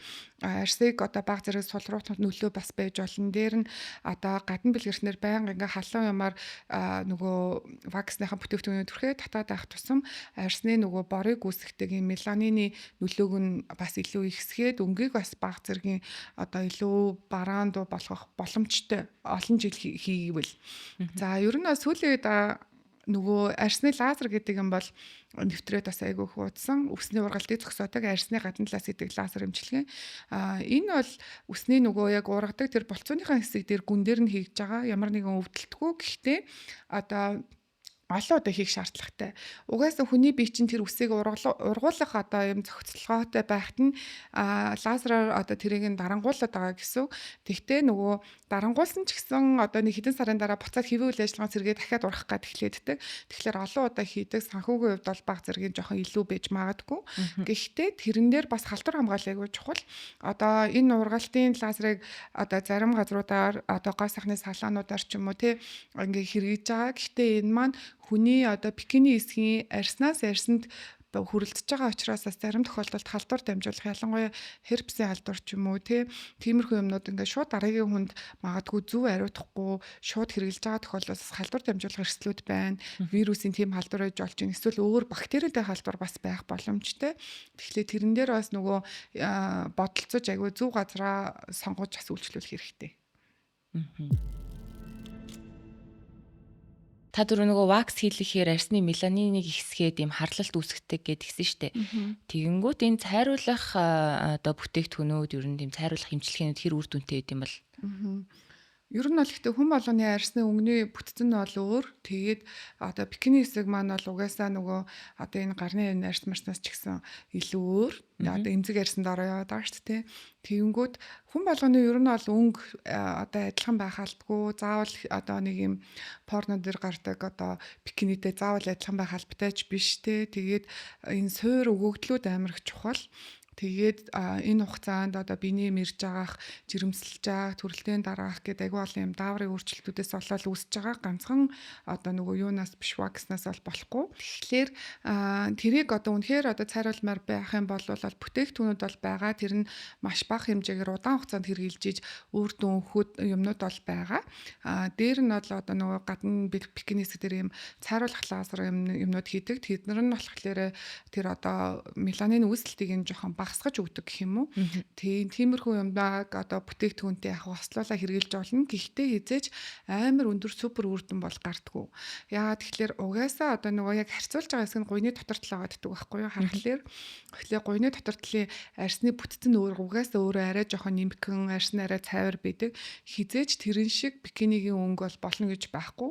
Дээр нь бидний яасан үндэс угсаа гэдэг юм нөлөөлж байгаа. Жишээлбэл одоо хар арстай эмэгтэй хүнийх ямар байх юм, шар арстай хүнийх ямар байх юм гэдгийг өөр байгаа шүү дээ.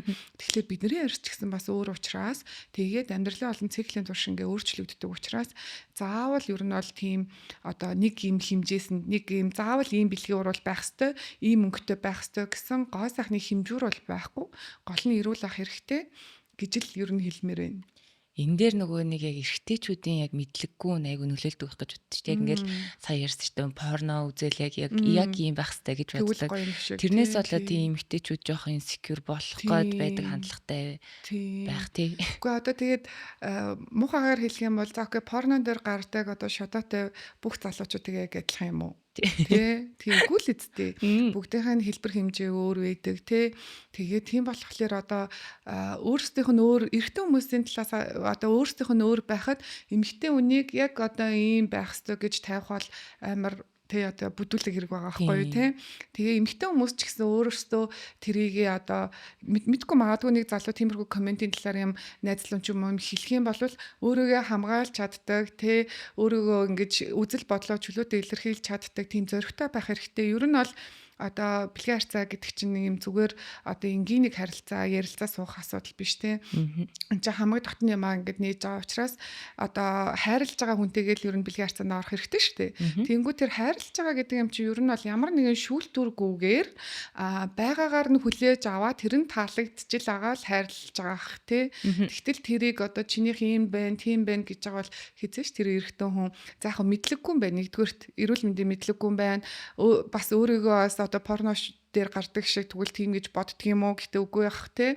Тэгээд дээр нь одоо ямар ч нөгөө тэр эмэгтэй хүнээ хайрлж хүндэтгэж байгаа юм байхгүй нь гэдгийг ойлгож аваад эмэгтэй хүн өөрийгөө илүү бие үнцэнтэй, бие эрүүл мэндийн мэдлэгтэй гэдгийг одоо юм зоригтойгоор хэлж чаддаг тийм зоригтой л ах хэрэгтэй ах гэж бодож байна. Тийм өдөөс нь чи ч гэсэн тэгвэл адилхан. Тийм. Ер нь энэ хүн болгоны одоо чих хүртэл өөр штэ тий. Энэ одоо амган доошоо яадаг дэлдэн байдаг ч юм уу тий. Хамар нүд бүгд тэр өөр ах чинь яагаад одоо нэг юм бар биш ч юм уу байх хэвээр. Заавал бүх охтууд турхаа явах албагүй. За бүгдээрээ давхраатай нүдтэй байх албагүй. Бүгдээрээ бикинийн одоо ягаан өнгөтэй байх албагүй тий. Бүгдээрээ заавал тайд одоо заавал ийм нарийнхан байх албагүй. Ер нь бол тэр чинь одоо генетикээс өгцөө байна. Тэр одоо эмэгтэйний амьдралын одоо хөвшил мэвшилгээ амар олон юмнаас шалтгаалж байгаа. Тэгэхээр тэр нэм гоо зүүн хэмжүүрэнд одоо баригдаж тэгж өөрийгөө өөрчлөх гээд авах ер нь бол хэрэггүй.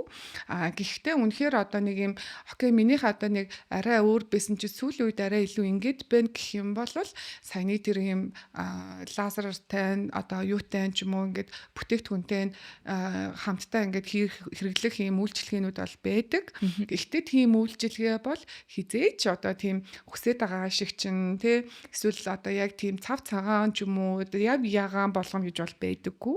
Энд чинь генетик гэдэг юм бас байгаа гэдгийг маш сайн ойлгох хэрэгтэй. Тэгээд дахиад өөрчлөгдөнө. Одоо нэг үйлчлэгээ аваад нэг арай гайгүй боллоо. Гэтэл нөгөө эн чинь сар болгон биений мөрөө даавар маврын өөрчлөлтөөс бас айгүйх болж байгаа шүү дээ тий. Тэгжидэл жирэмсэлдэг ч юм уу энэ олгоноос шалтгаалаад тэр чин дандаа өөрчлөлтөнд орж ийнэ л гэсэн үг. За яг энэ сэдв дээр би уялдуулаад анх нөгөө бэлгийн харилцаанд орохоор шийдсэн охтуудад ч юм уу те яг орж үзээгүй байгаа охтуудад нэг юм зөвлөгөө өгвөл зүгээр юм болоо гэж бодлоо. Тэгээд яг орж үзээгүй байх ч юм уу нэг юм найзуудын хамт олонны дарамт шахалт махалт аягүй их байдаг шүү дээ. Одоо тэрийг бас яаж юм зөвөр ингэж хүлээж авах вэ? Яаж тэрнээс сөрөх вэ? Ер нь өөртөө итгэлтэй өөрийгөө амар гоё илэрхийлж чаддаг. Тэгээд нэг юм хин нэгэнд өөрийгөө батлах шаардлагагүй чи дотроо өөрийгөө л мэдж байгаа бол ер нь болно гэж бодож байна. Мгм. Тэгэнгүүт одоо сая ер нь нэг тийм эргэжтэйчүүдээс юм дарамт байдаг штэ. Мгм. Сонсоод хахад чи надад хайртай л юм бол хайртайгаа батлах гэдэг юм бол ер нь амар түгээмэл те. Тийм. Тэгэхээр окей чи надад хайртай юм бол намайг болоог байхад бити хүчлээдэ гэдгийг ядаж зөрүүлээд хэлдэг охтууд маань зөрөгтэй ах хэрэгтэй. Мгм. Тэгээд өөрийгөө ер нь юм дандаа одоо аав ээжийнхээ өмнөч төр, найзуудынхаа өмнөч төр эсвэл одоо найзлуугийнхаа өмнөч төр өөрийнхөө үзэл бодолд ер нь бол үнэнчлэх хэрэгтэй. Тэгээ магадгүй одоо окей яг өөрөө би за яг боллоо энэ хүнтэй би бэлгийн харьцаанд анх удаа ороход болох юм байна ч юм уу те тэгж бодож байгаа өөрийнхөө яг хүсэж байгаа үедээ түүнээс хин нэгний шахалтгүйгээр одоо гэр бүл төлөвлөлт ч гэсэн тийм одоо зарим үед одоо ингээ аав ээж нар за чи хөвгшөрлөө одоо хүүхд гаргаач гэдвэдэг. Тэр одоо хүүхд гаргах амьдрал миний амьдрал. Намайг төрүүлсэн аав ээж намайг гаргасан нь өөрсдийнхөө сонголт. Тэ? Одоо би хүүхдээ хязгаар гаргах миний сонголт, миний төлөвлөгөө байхгүй юу? Хэнийг би хинтээ сууж хэний хүүхдийг гаргах вэ гэдэг миний сонголт байгаа шүү дээ. Тэгэхээр эндээс ер нь тэр аав ээж ч байна уу, ер нь одоо ах эгч ч байна уу, найзууд байна уу, найз залуу байна уу, нөхөр байна уу те. Тэр одоо эмэгтэй хүний одоо жирэмслэлтийг одоо эсвэл бэлгийн харьцаанд орох юмыг одоо шахаж тулгах биш өөрөө чин сэтгэлээсээ дотроо өөрөө хүсээд өөрөө одоо тэр шийдвэрийг гаргасан бол өөрөө өөртөө л үнэнч яг болоогүй байгаа л зөрөгтэй хэлж байгаарай л гэж хэлмээр байна. Гэхдээ эмч хүний зүгээс одоо хэлэхээр бол ялангуяа анхны бэлгийн харьцаанд орох гэж байгаа бол одоо физиологийн хувьд бүрэн одоо хөгжсөн байх хэрэгтэй. Тэгэхээр ядаж 18-аас дээшээ байх ёстой. Нэгдүгээрт, хоёрдугаарт эрүүл мэндийн мэдлэг сайн байх ёстой. Бэлгийн замын халдвар төвчнөөс яаж хамгаалахын, жирэмснээс яаж хамгаалахын гэдгийг өөрийгөө бас мэдээд рискээ мэддэг те. Тэр юмнуудыгаа мэдчихийж тэгээд саяны хэлсэн юм дээр плюс энэ хоёр нэмэгдэж байгаа шийдвэрээ гаргаарай. Яг өөрийнхөө бэлэн болсон үедээ л ороорой. Тэгээд энэ хайр гэдэг бол ямар нэгэн юмыг бэлгийн харьцаа ч гэсэн те ямар нэг юм батлах зорилгоор хийдэг юм бол биш. Энээс болоод бас маш олон охтууд хүсээгүй үр дүнд хүрээд сэтгэлээрээ олон одоо биеэрээ одоо ингээ хохироод ахиж жирэмслэхгүй тохиолдлууд ч гарч ийн те. Ийм ноцтой хүндрэлүүд бас үүсдэг учраас одоо энэ дээр бол маш хатуу байр суурьтай байгаарэ. Тэгээд эрэгтэйчүүдэд хандаж хэлэхэд одоо бэлгийн харьцаагаар хайрыг нотолдгүй юм. Хэрвээ та тэр эмэгтэй хүнийг одоо тэр охиныг үнэхээр хайрлаж байгаа болвол хайр бол одоо тэр эмэгтэй хүний үзэл бодлыг хүндэтгэж одоо нандинаж хайрлахыг хэлэхээс биш тэ зөвхөн одоо бэлгийн харьцаанд байгаад өөрөө одоо тэр эртэн төлөө тэр охтууд юу хийснээрээ хайр нотлогддог. Тэгэхээр ямар ч одоо юугүйгээр юу ч тэр эм хүнээс авахгүй байсан ч гэсэн чимээгүй хайрлах гэдэг бол барыг одоо хүлээлтгүйгээр хайрлах энэ бол барыг чин сэтгэлийн хайр ах. Хайртайгаа нотлох ямар шаардлагагүй. Гэхдээ тэр хүнийг байгаар л хүлээж авах нь л ер нь бол барыг хайр ах. Тэгээ яг өөртөө хайртай өөрийг чи хүндэлдэг тий. Тэгээд өөрөө эрүүл мэндийн мэдлэг сайтай нас биед хүрсэн шийдвэр гаргах хэмжээтэй тийм насан дээрээ ер нь бол анхны бэлгийн харьцаанд ороорой. Тэрнээс олж одоо өсөөгүй үедээ эсвэл тухайн үеийн нөхцөл байдлаас одоо дарамтнд шахалтанд ороод бэлгийн харьцаанд орсноос биш насан туршийн одоо эрэгтэй хүнээс айх травматай болсон ч юм уу те. Эсвэл одоо ингээд янз бүрийн өвчин өсөөгүй жирэмслэгээ маш олон юм болдог учраас энэ дээр маш ер нь бол сайн бодож шийдвэр гаргаарай л гэж хэлмээр байна. Яг анх яг биений юм ирсэн цагаас эхлээд яг жирэмслэх магадлал нь жирэмслэх боломжтой болж эхэлж байгаа шүү дээ. Тэгэхээр нөгөө хамгаалтын талаар яг жирэмснээс бас яаж хамгаалах уу тэрний талаар ярих гэж бодлоо. Айгүй олон аргууд байгаа шүү дээ. За яг бэлгэвч байна. Тэгээд нөө суулгац юу. Тэгээд яг тэр олон аргуудаас яг өөртөө хамгийн тохирсныг бас яаж олох вэ?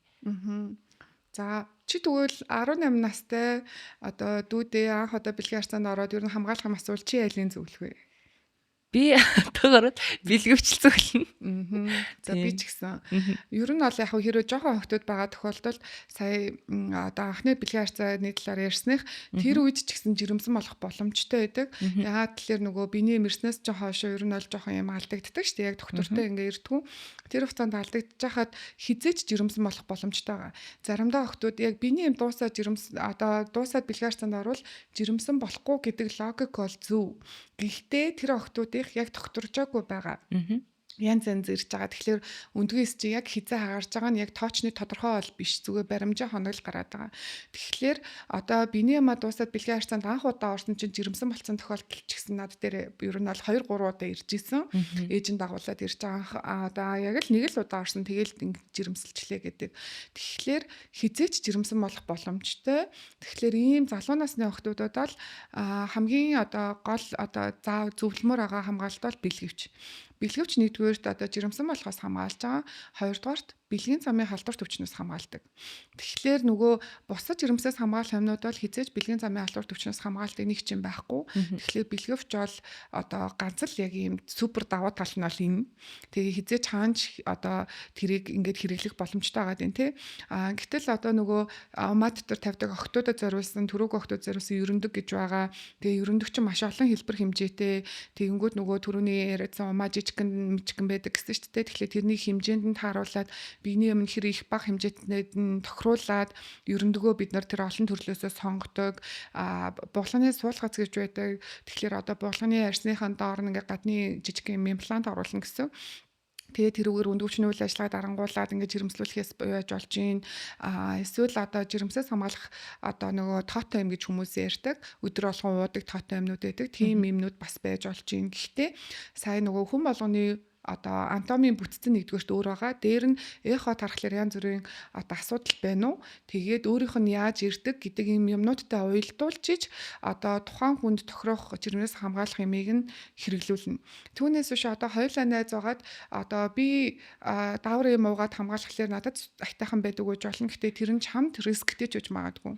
Тэгэхээр тэрийг заавал нөгөө одоо яг сайн хамгаалалт гэж бол яг байхгүй. Яг хамгийн гоё сайн хамгаалалт нь шүү гэд хэлчихэр юм бол байхгүй.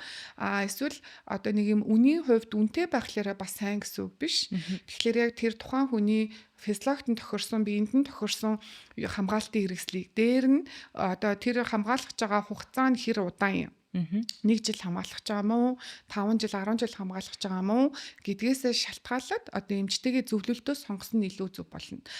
Охтуудад бол ерөөсөө одоо бэлгэвч байнга бэлгэвч. Ер нь хамгийн аюулгүй бөгөөд юм юу арганалтал бэлгэвч байгаа.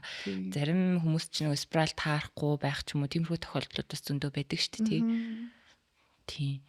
Нөгөө дааврын юм ч юм уу тийм одоо даавраас юм жирэмсээс хамгаалах юм хэрэглүүл нөгөө нэг юм хавдар болон одоо хөхний хорт хавдар ч юм уу тэрний эрсдлийг нэмэгдүүлдэг байх боломжтой юу? Боломжтой яг дааврын жирэмсээс хамгаалах дааврын ямиг ер нь бол шууд дураараа бол байнга бас хэрэглээдэж болохгүй. Ялангуяа ямар хүмүүст илүү эрсдэлтэй вэ гэхлээр одоо 35-аас дээш насны тэгээ гол нь тамхи татдаг бол айгүй их бас эрсдэлтэй. Тэгээд одоо хөвлийн таргалтай биеийн жингээл үүдэлтэй ч юм уу те. Эсвэл өмнө нь одоо зүрх судасны өвчнөр өвдөжсэн ч юм уу. Тэгээ илгэн дээр асуудалтай ч юм уу те. Тиймэрхүү хүмүүс төр бол дааврын бол нэлийн одоо аюултай бараг хэрэглэхгүй байхыг бол зөвлөдөг. Гэхдээ тэрнээс бусад тохиолдолд ч гэсэн дааврын ямиг удаан хугацаанд одоо хяналтгүй хэрэглэх маань дааврын тогтолцоон дээр бас өөрчлөлтүүдийг оруулдаг. Тийм учраас яг одоо хүн болгоныг бас дааврын юм сайн шүү, энэгээр хамгаалвал зүгээр шүү гэж хэлж чадахгүй. Дааврын юмд бас сайн тал байна уу гэвэл байна. Одоо өндөвчний үйл ажиллагаа алдагдчихж байгаа тий. Одоо үүнийг дааврыг ингээд нэг юм жоохон эмчилгээ хийж жигдрүүлэх ч юм уу хэвийн үйл ажиллагаанд нь оруулахад бид нэр бэлгийн харьцаанд ороогүй одоо 17-8 та охтуудад ч гэсэн зарим тохиолдолд тэр имийг уулгаж байгаа юмнууд байдаг. Гэхдээ тэр нь эмчилгээний зорилгоор эмчийн хяналтанд доор тийм юмнууд зөвлөгддөг гэсэн үг. За тэгээ сайн тал нь бол жишээлбэл өндөвчний одоо хавдраас сэргийлэн ч юм уу умаа эндометр гэдэг нэг юм бас хавдар байдаг. Тийм хавдраас сэргийлдэг сайн талууд байх ч гэсэн умаа үзний хавдар ч юм уу хөхний хавдрын рискийг бас нэмэгдүүлэх талууд бол байдаг. Тэгэхээр нөгөө өөрийнхөө одоо эмчтэр цаг аваад үйлчлүүлээ гэж бодоход тэ дааврын муух одоо шийдвэр хүрж байгаа юм бол тэр хүн өөрийнхөө нөгөө амьдралынхаа химээ яг өмнөх өвдөжсэн өвчнийхээ талаар эмчтэй аягүй сайн мэдээлэл өгөх хэрэгтэй. Тэгэхгүй болохоор яг нөгөө ерөнхий би зарим юмыг ингээ бүгдийг нь асуудаг эмчнэр байна. Эсвэл одоо тухайн момент дээр ингээ харахаар залуухан эмэгтэй хүн байна. 35-аас доош насны туранхай байхлаар тамхи татдаггүй гэхлээр нууга тамхиа хилдэг ч юм уу те. Тэгэнгүүт нөгөө даавар эмч гэхлээр нөгөөх маань одоо удаан хугацаанд тэгэхээр тамхитайгаа нийлээ судасны хан дээр цусыг өтгөрүүлэх гэх мэт ийм зүрх судасны өвчин бас үүсгэх асуудлууд бас үүсдэг. Тэгээд тэр дааврын мууж хахад ер нь бол эмч нар за нөгөө хүнээс шалтгаалаа. За тэдэн сарын зайтай ингээ үзүүлээ гэд хэлдэг. Гэтэл нөгөө одоо 3 сар эмччихэд нөгөө эмээ уусан ч айгүй айтаахан өөрт нь дэжгүй санагдал арьс марсан гоё болоод ч юм уу те батг гарахаа ялал гоё болоод ирэнгүүт нөгөөдгийгөө байн хэрэгэлждэг. Тэгэхээр эмч бол тэгэж бичээг байгаа. Дахад өөрөөсөө байн дураараа хэрэглэснээс болоод ахаад дараагийн риск руу ч бас хүрэх боломжтой. Тэгэхээр эм гэдэг жирэмсэс хамгаалалттай даавар юм байна уу? Үргэлжлэлийн эмчилгээний юм байна уу? Антибиотик байна уу? Тэ эсвэл өтрээний лаа байна уу? Эдгээр чинь бүгдээрээ эм штэ. Эм гэдэг нь дандаа эм найрлаганд янз янзын юмнууд агуулгадж байгаа. Нэг талаараа эмчлээд хамгаалаад ч юм уу сайн тал байгаа ч гэсэн нөгөө талаараа дандаа сөрөг талууд байдаг. Бүх эмэнд сөрөг тал, гаж нөлөө, тэ харшлын уруул гэдэг рискүүд бүгдээрээ байдаг. Тэгэхээр тэрийг одоо заасан хугацаанд авуугаад хянуулгал ер нь шаардлагатай.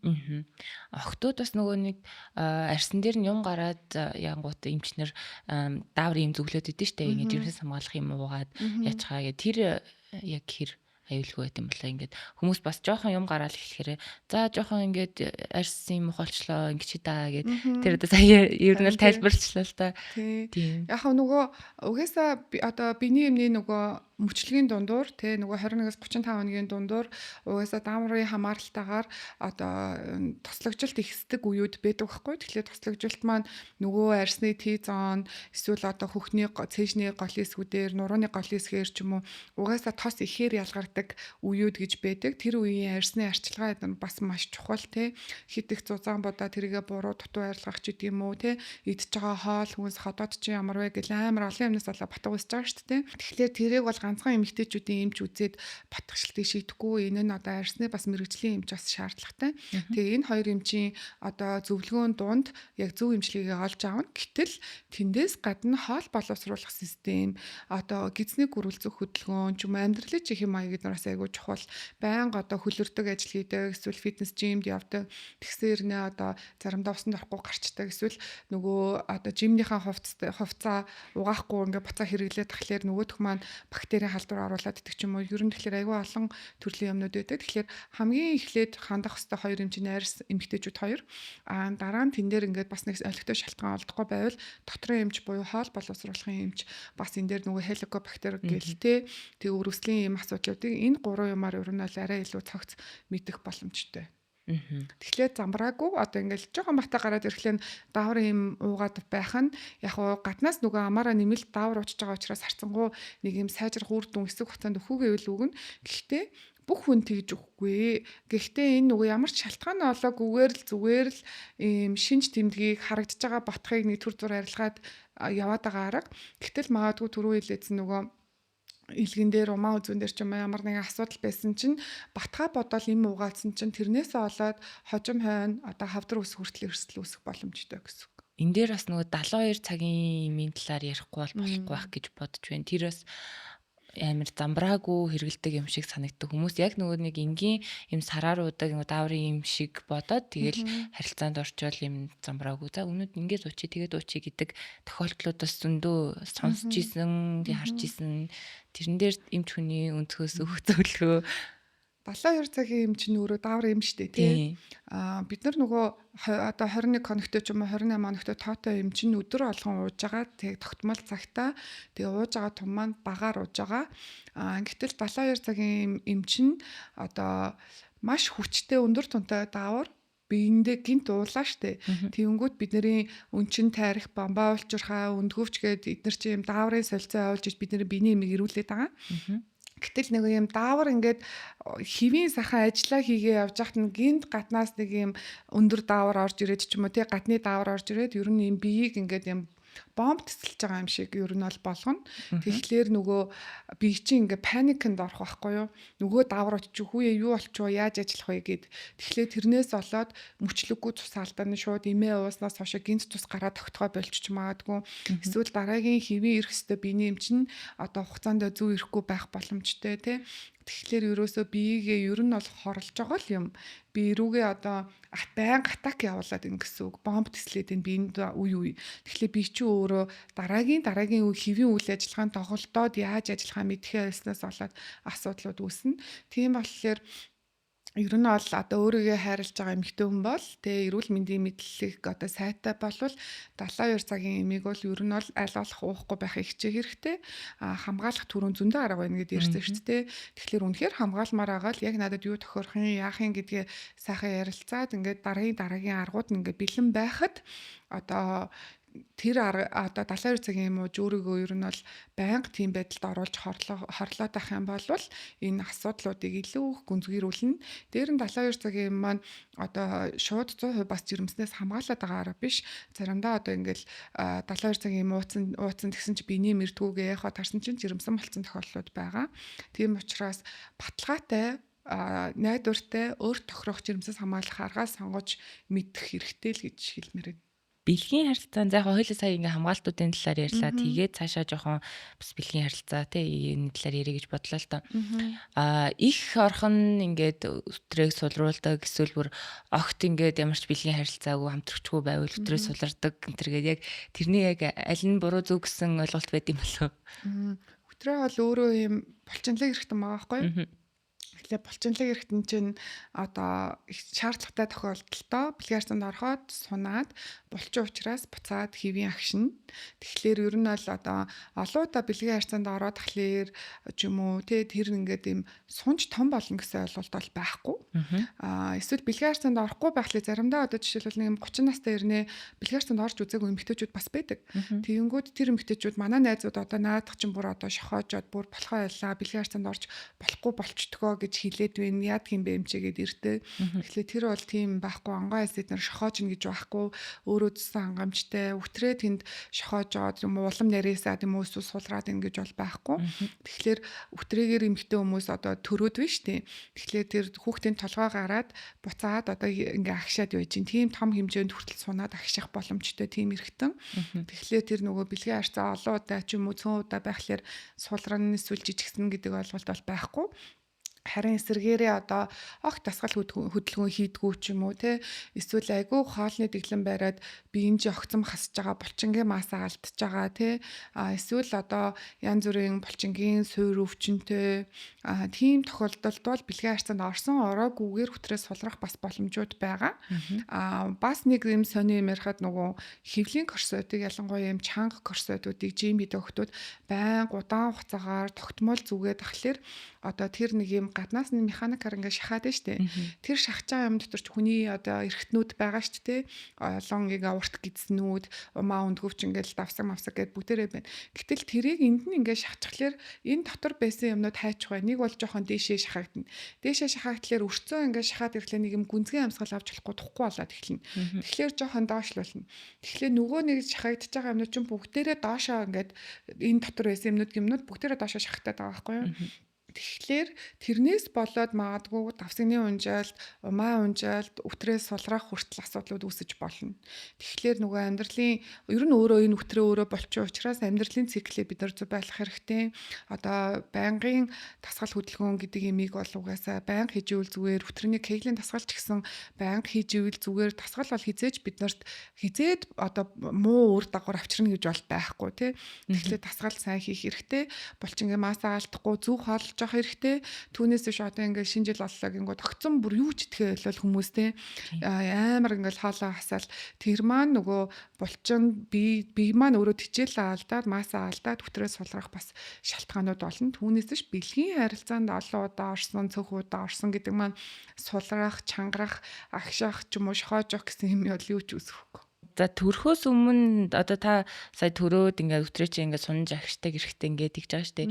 За төрхөөс өмнө бас ингээд дасгал хөдөлгөөн буруу хэв маягаас болоод яг юм суларч болдог юм байна. Тэгээд хэрвээ тийм тохиолдол гарах юм бол за кеглийн дасгал хийж болж гин өөр дасгалууд хийж болж гин. Тэр нөгөө нэг аппаратнууд юм одоо юм сандал мандал байгаад идэв штеп. Тэд нар ер нь хэр үр дүнтэй байдаг вэ? ер нь үр дүнтэй түрүүг байсан ч гэсэн одоо саний унжилтууд жишээлбэл үүсч болох нь тий хит их таргам байх юм бол их бас дээрээс нь даралт өгөх нь тий хөвлийн тойрог бас айгуу чухал. Тэгэхээр түрүүг байсан ч гэсэн тийм унжилт үүссэн байгаа тохиолдолд гэрээрээ одоо тасгалууд хийх эсвэл одоо сая дээр физик эмчилгээний аппаратууд дээр сандал дээр суух байна, өвтрөн дотор хийж байгаа одоо өөрсдөө ингээ хийдэг байна, цочроодог байна гэл янз янзын юм аппарат эмчилгээнүүд байгаа. Тийм эмчилгээнүүд бол үр дүнтэй хүндээ үр дүнтэй. Гэхдээ энэ бол нөгөө тухайн одоо тэр эмчилгээ хийж авах хугацаанууд дээр илүү булчингаа гიშлэгийг үсэдэж хийж өгж байгаа шүү дээ тийм. Гэтэл одоо тэрийгэ хийгээд нэг юм гайгүй айтайхан унжилтын цацраад ч юм уу хөтрэний одоо жоохон сул ингээ санагдаадсэн булчин масаа аваад чангараад нэг юм гоё болоод ирж ин тийм. Гэтэл тэрүүнээс хойшоох амьдралын сайкл ч бас амар чухал байгаа байхгүй юу? Тэгэл огт одоо юу ч хийхгүй эсвэл таргалал буцаал ингээд ивэл эсвэл одоо дасгал хийгээд гайгүй сайхан үр дүнд хүрчээд дасгалаа буцаа таах юм бол яах вэ? Жим хийж агаад те айгуу гоё одоо хөвлийн 6 толгойд булчин гарч марцсан те айгуу гоё чанга биетэй олчоод жими 1 жил хаяул яах вэ? Тэ? Ер нь бол тэрнтэй адилхан. Тэгэхээр нөгөө байнгын одоо заавал нэг аппарат ингээд суугаад тахаасаа илүү амьдралын хэм маягтаа одоо ганцхан үтрээ биш шүү дээ. Энд чинь нөгөө суур булчингууд, кор булчингууд гэдэг. Тэгэхээр тэр суур булчингуудаа амар сайн хөгжүүлэх хэрэгтэй. Тэрэнд нь угаасаа л байнгын дасгал. Тэгээд дасгал маань одоо 7 хоногийн ядаж 2 өдөр ч юм уу те нэг юм өөртөө тохирох өөрийнхөө дуртай нэг юм гоё нэг спортын төрлөөр нь ч юм уу айгуу сайн ингээ хайрлаад ингээ хийгээд сурчих юм бол одоо зөвхөн өвтрээ биш эмэгтэйчүүд биш одоо зүрх судасны өвчин те эсвэл таргалалт мэдгүй одоо маш олон юмд амар одоо үр дүнтэй. Тэгэхээр нэг аппаратанд бити найд амьдралын хэм маягаа л өөрчил. Яг ямар тохиолдолд яг мэс заслын арга руу орох уу одоо мэс засал хийлэхэр хэмжээний бас тийм тодорхой төвшингүүд бас байдаг л ах та тий. Одоо унжилтын бүтцийн өөрчлөлтийн төрлүүд дандаа ингээд ихэнх нь 1-ээс 4-р зэргийн ингээд унжилтууд байдаг. 4 нь бол мэдээж хамгийн муу. Тэгэхээр одоо саяны тэр тасгаал одоо аппарат хэмжлэгээ, мэмжлэгээ гэдэг бол 1-2 дугаар зэргийн үед хийхэд бол үр дүн өгж гин. Гэхдээ тасралтгүй байх хэрэгтэй юм тий. Тэгэнгүүт одоо өөртөө илэрж байгаа шинж тэмдгээ дутуу шээгээд байна. Эсвэл ойр ойрхон давсаг өрөвсөд байна ч юм уу.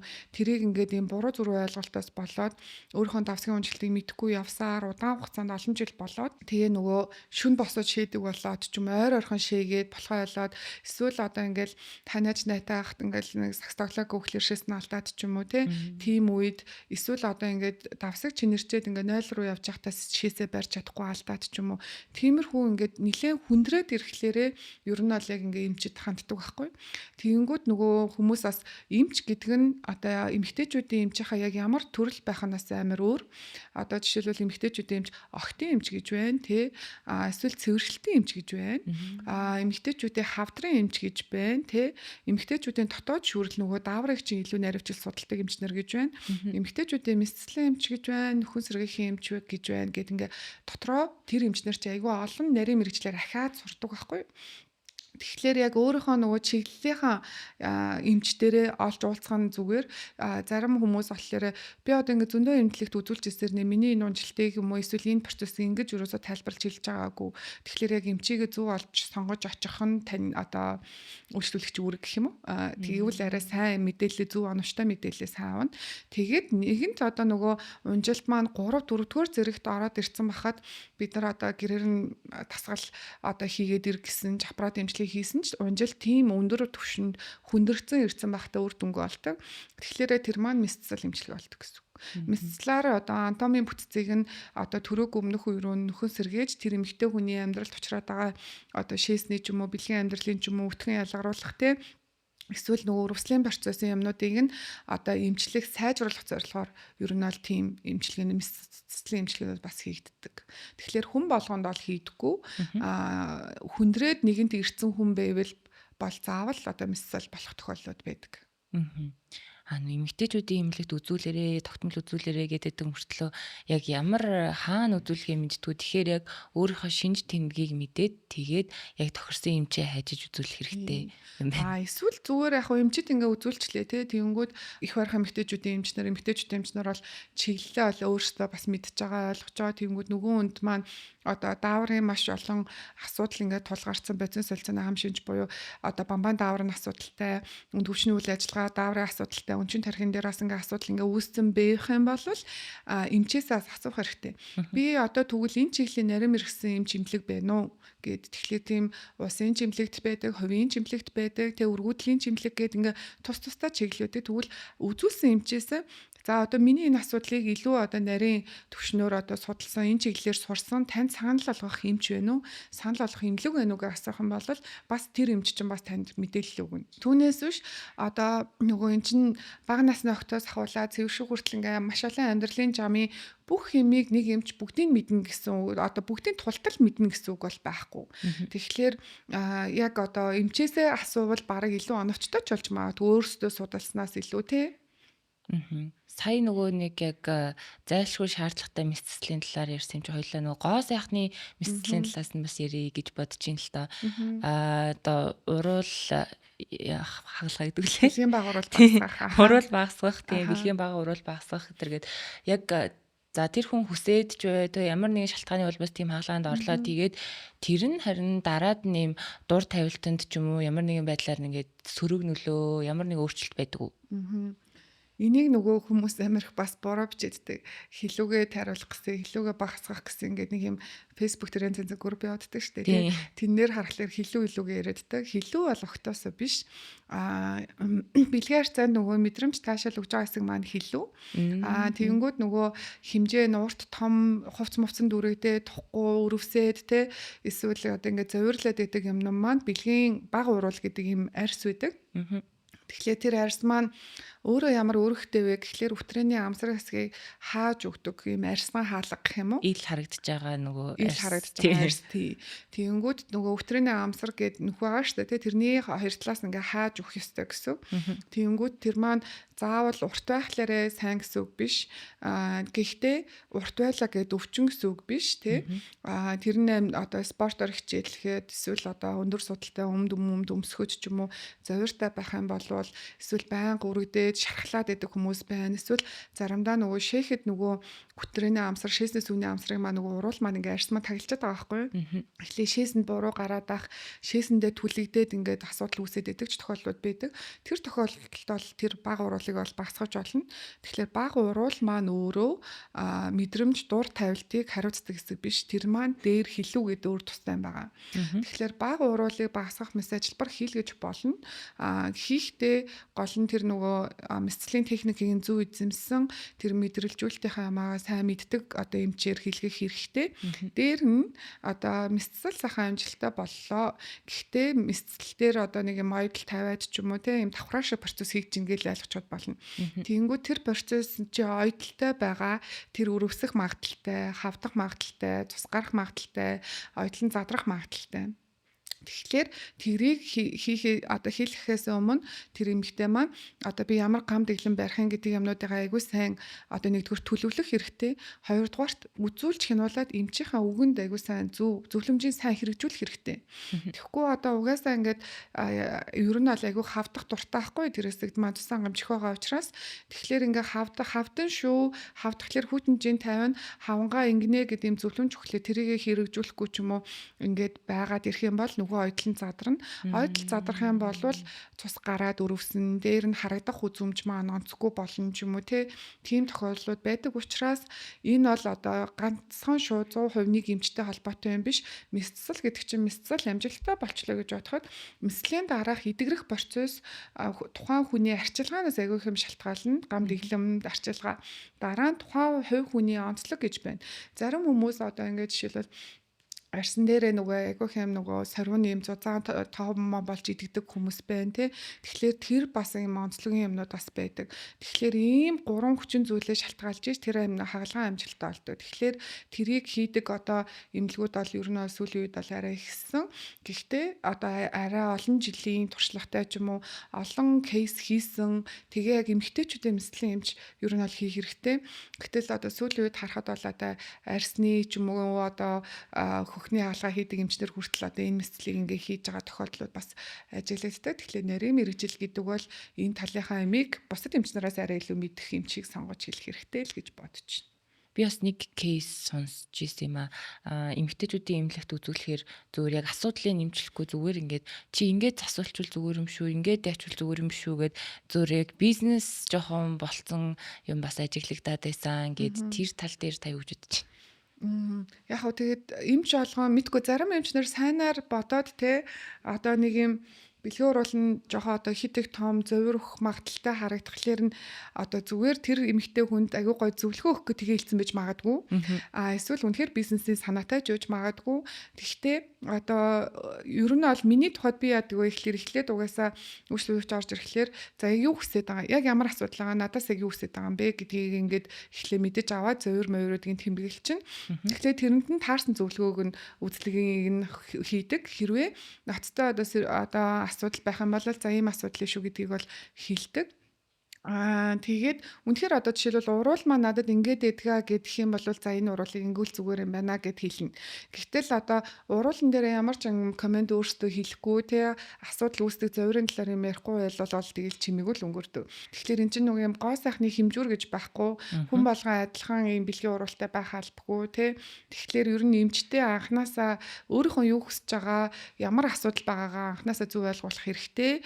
Тэгээд тэр эмчийг би бол одоо яг шууд наас чинь бизнесийн зорилгоор ингэж болохгүй гэж бол шууд хэлж мэдэхгүй байна. Заримдаа үнэхээр одоо асуудалтай юм байхлаар наадах чи юм асуудал үүсгэнэ гэд зүгээр сайн санаадаас зөвлөгөө өгсөн ч бас магадaltaй л. Тэр хүн өөрөө жоохон буруугаар ойлгосон тохиолдол байх боломжтой юм тийм.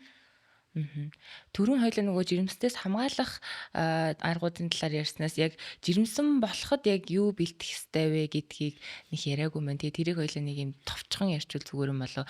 Одоо хүмүүс жинхнээсээ ингээл ууж идэж явж байгаа л тэгэл нэг өдөр жирэмсэн болоо л за гээ явчихна гэж боддог. Тэрийг би болохоор амар юм удаан бэлдэж ингээд би эрүүл хүнээс эрүүл хүүхэд төрнө гэж боддог учраас. Тийм амар бэлдэх хэрэгтэй гэж боддог. Тэр талаар бусдад гой зөвлөгөө өгөх. Энд дээр дандаа эмэгтэй хүмүүс өөрсдөө бэлтгэж яриаддаг байхгүй юу? Би бол одоо үнэхээр одоо ингээ хосууд те гэр бүл алсан хүмүүс ч юм уу хүүхдээ олё гэж бол энэ хоёр талын хариуцлага. Түүнээс биш одоо ганцхан эмэгтэй хүн бэлдээд нөгөө эрэгтэй хүн нь одоо эрүүл бас амьдралын маягтай өрөвсөлттэй асуудалтай байвал жирэмслэхгүй байх, эсвэл жирэмслэнээр асуудал гарахад бол их байгаа учраас хоёулаа эмнэлэгт хандах хэрэгтэй. Эрэгтэй нэрэгтэйчүүдийнхээ эмнэлэг дээр, эмэгтэй нэмэгтэйчүүдийнхээ эмнэлэг дээр хоёр талаасаа хамтдаа эмчилгээ хийх хэрэгтэй. Эмчилгээ хийж авах үед одоо бэлгийн харьцаанд хамгаалалт заавал хэрэглэх хэрэгтэй. Буцаад одоо нөгөө ямаа шалгуулах хэрэгтэй. За тэгээд түрүүн одоо зөвхөн тэр одоо эмэгтэйчүүд эрэгтэйчүүд өрөвслээс гадна одоо үндсэн суурь таны бие ямар вэ гэдгээ бас мэдэх хэрэгтэй. Жишээлбэл айгүй хараа муутай байлаа тий хараа одоо хасах 4 5-тай байлаа гэхэд жирэмслэгэд тэр хүртэл асуудал үүсэх боломжтой. Нүдэн дээр хүртэл асуудал үүсэх боломжтой байна. За хамгийн энгийн жишээ тэгвэл шүдэн дээр гэхэд шүдэж орхоотой тий өрөвсөлтэй гэмтсэн ийм цоролтой байлаа гэхэд жирэмсний одоо зарим сарууд дээр шүдэн дээр эмчилгээ хийж болохгүй сарууд бас байна тий. Энэ мэдчлэн биеийн организмаа ер нь бол бүхэлдэн нэг чекап хийх хэрэгтэй. Тэгээд асуудал байвал эмчлээд хянуулчаад тэгээд хоёр одоо юу нөхөр эмэгтэй хоёр маань хоёулаа тэрэн дээр анхаарах хэрэгтэй. Ер нь бол одоо зөвлөмжөөр бол нэг жирэмслэгээс 3 сарын өмнөөс жирэмслэнд одоо бэлтгэдэг нэмэлт хичээлүүдийг уул зүгээр гэж байгаа. За тэгээд эрүүл амьдралын хэм маягт орох хэрэгтэй. Эрүүл амьдралын хэм маяг нь нэгдүгээр одоо хорц уршил, арх тамхины хэрэглээнүүдийг ол бууруулах, зогсоох тий. Хоёрдугаарт эрүүл хооллолт. За тэгээд амьдралын зөв мөчлөг, сайн зөв цагтаа зөв унтах ёстой ч гэдэг юм уу тий. Тэгээд дасгал хөдөлгөөн. Энэ юмнууд дээр л ер нь бол ингээ анхаарсан байхад эрүүл одоо хосуудад бол одоо 3 сарын өмнөөс ахуулаад ядаж хичээх хэрэгтэй. Хоёлаа сая жирэмснээс хамгаалах, жирэмсэн болох юмнууд ярьсан юм чинь одоо амар чухал юм руу орё гэж бодож байна. Бэлгийн замын халдвар төвчний талаар ярих гэж бодож байна. Тэгээ энэ дээр нэг нийтийн ахуйн халдвар ч юм уу нийтийн нойлоос ингээд ийм халдвар авах боломж байдаг юм болов уу? Охтууд те олон нийтийн газар бийцсаад бэлгийн замын халдвар төвчин гэдэг байгаа учраас 99% нь бэлгийн замаар дамжина. 1% нь яг хуу дамжих боломжтой юмнууд бол байна. Гэхдээ 1% бүгдээрээ нийлээд тий. За үүнд нь яг хуу гэхлээр нийтийн нойллын одоо суулт уран дээр одоо биологийн шингэн, өтрөөний шүүрэл тэгээд шээс ч юм уу юм элдв энзим биологийн шингэн цус эдгээр гарцсан юмн дээр өтроонийхөө амсраар бэлгийн уруулаараа очиж суувал. Гэхдээ бид нар бол суулт уур дээр ер нь бол арьсаараа л суудаг. Тэгэхээр за тэгж суух юм бол нийтийн 0 суултураас яг дамжиж болно. Гэхдээ 1% дээр нь нийтийн саавн байсан тийм юмнуудаар дамжиж болно. Гэхдээ бас 1%. Дээр нь нөгөө одоо алчуурнуудаас бас дамжих боломжтой. Яг хүний хэрэгэлсэн хүн одоо биологийн шингэнээ хасагдсан ч юм уу те эсвэл тэрэн дээр ингээ арчаад одоо халдвартай ийм биологийн шингэнтэй нойтон орчинд байгаа юмар бэлэг эрхтнээ арчих юм бол бас халдах боломжтой. Тэгэхээр тиймэрхүү тохиолдлууд бол ер нь бол маш бага хувьтай байдаг. Ер нь бол 90% нь бэлгийн замаар л ер нь дамждаг. Гэхдээ бэлгийн зам гэдэг нь одоо бас одоо аман секс, анал секс гэдэг юмнууд хүртэл бас ордог. Тэгэхээр одоо бэлгийн зам бол ерөөсөө ганцхан замыг хилээгүй тэр бүх юмар дамжих боломжтой байдаг учраас тэд нар дээр бас аягүй сайн сэргийлэх хэрэгтэй. Ялангуяа одоо манай шүдний эмч найз нар бас хэлдэг. Одоо шүдэ үзүүлэх гээд ирсэн үйлчлүүлэгч нартай буйлны өрөвсөл ч юм уу шүдний эм цоорол гэмтэл эдгээр бас бэлгийн замтай амирх холбоотой юмнууд байдгаа гэж тэгээд идэг. Гэтэл нөгөө хүмүүс маань одоо эмэгтэйчүүдийн эмнэлэгт хандахгүй тэгээд шүдэн дээр очсон байгаа гэдэг. Тэгтээ шүдний эмч бэлгийн замын өвчний эмч биш байгаа гэдэг. Тэн дундаа ингээ мэдхгүй онцлуулахгүй ийм тохиолдлуудаас гарах боломжтой. Тэгэхээр oral sex хүртэл бэлгийн замын өвчнийг одоо дамжуулна. Ялангуяа сүүлийн үед бол яг энэ талаар ингээ эмчнэр чөлөөтэй ярьдаг болсон хүмүүс ч гэсэн арай илүү ийм байдаг бэлгийн харилцаа штэ бас нэг мариад хүлэн зөвшөөрдөг болсон ч юм уу те нээлттэй ярьдаг болсон. Тэгэнгүүт одоо миний яг үйлчлүүлэлт одоо кейсэн дээр юу вэ гэхлээр сүүлийн үед одоо эмэгтэй бэлэг эрхтний херпесийн халдвар гэдэг юм бас жоохон түгээмэл ажиглагддаг болоод байгаа. Өмнө нь бол маш цөөхөн байсан.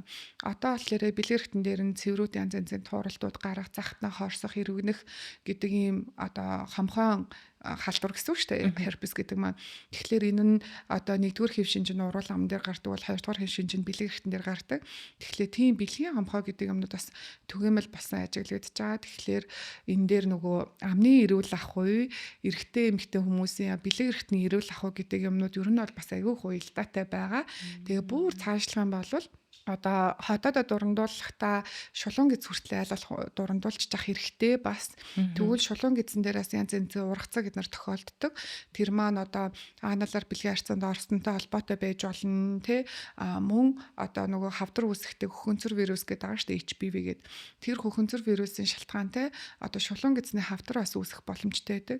Тэгэхээр тэр маань одоо хүндээ шинж тэмдэг өгөхгүй байгаа учраас нэгэн цаг заваад зарцуулаад очиж байгаа бол одоо хотоодноос шулуун гэц хүртэл ингээд дурандуулаад үзэхэд тэнд ургацаг байгаад эдийн шинжилгээ авлаа гэдэг тохиолдлууд ер нь айгүй сонсогддог байхгүй.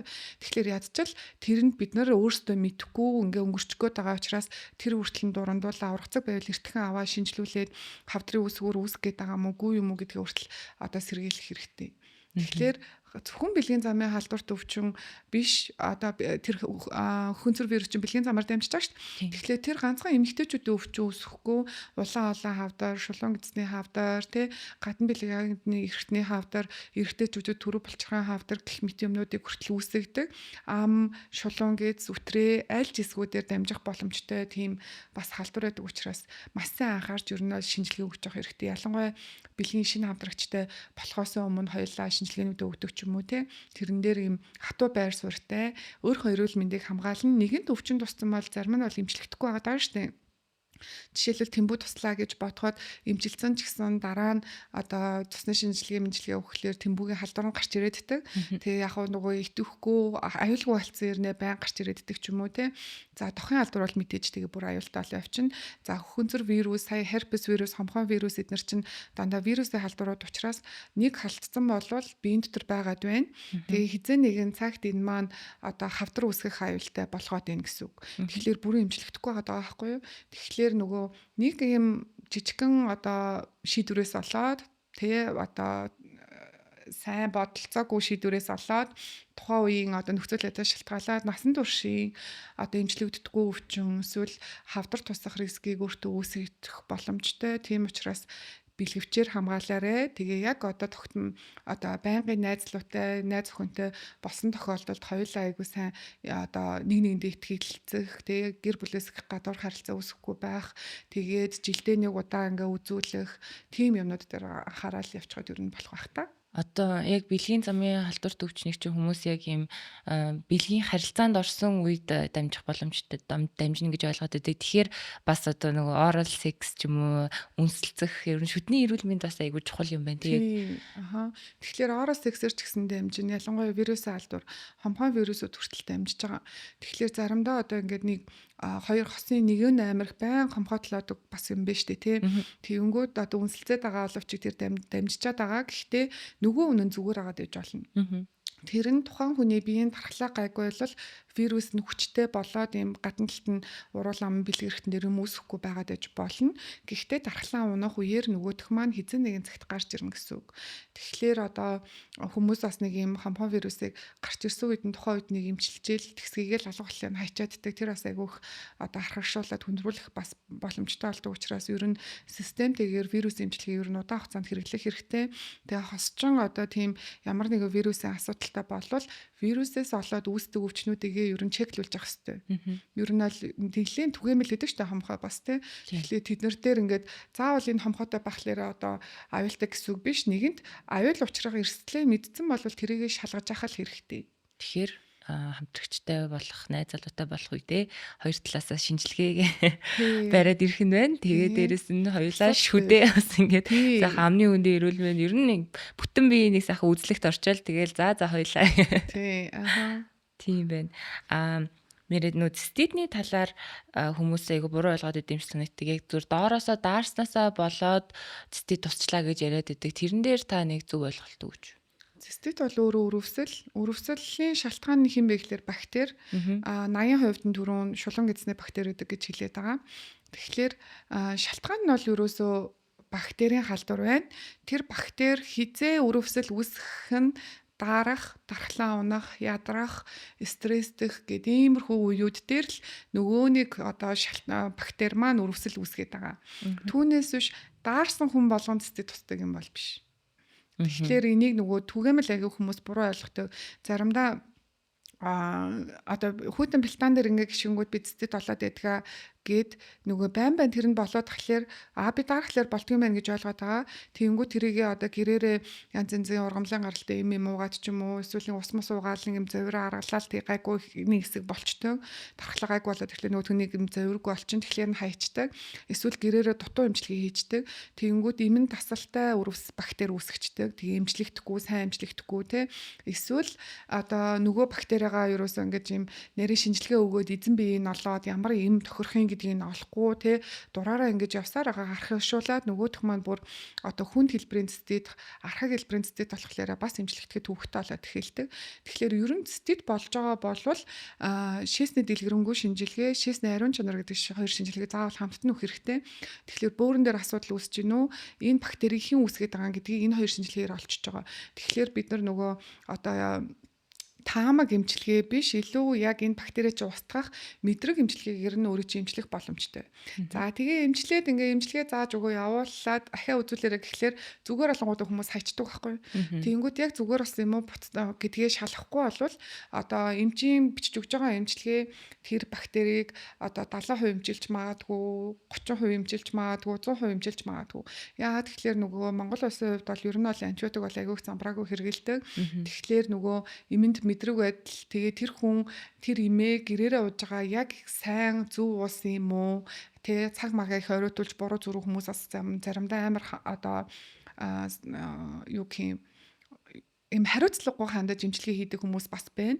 Тэгэхээр нөгөө бактери маань юм эмчилгээ дутуу хийгдснээс болоод одоо бактери нь жоохон муужраад хүчин сулраад байж идэл одоо дараагийн одоо нөгөө дахих юм эрсдэл нь үүсэхлээр ахиад гарч ирээд байж болдог. Тийм учраас эмчилгээ хийгээд хянуулах юунаас үүсэж байгаагаа ойлгох хэрэгтэй.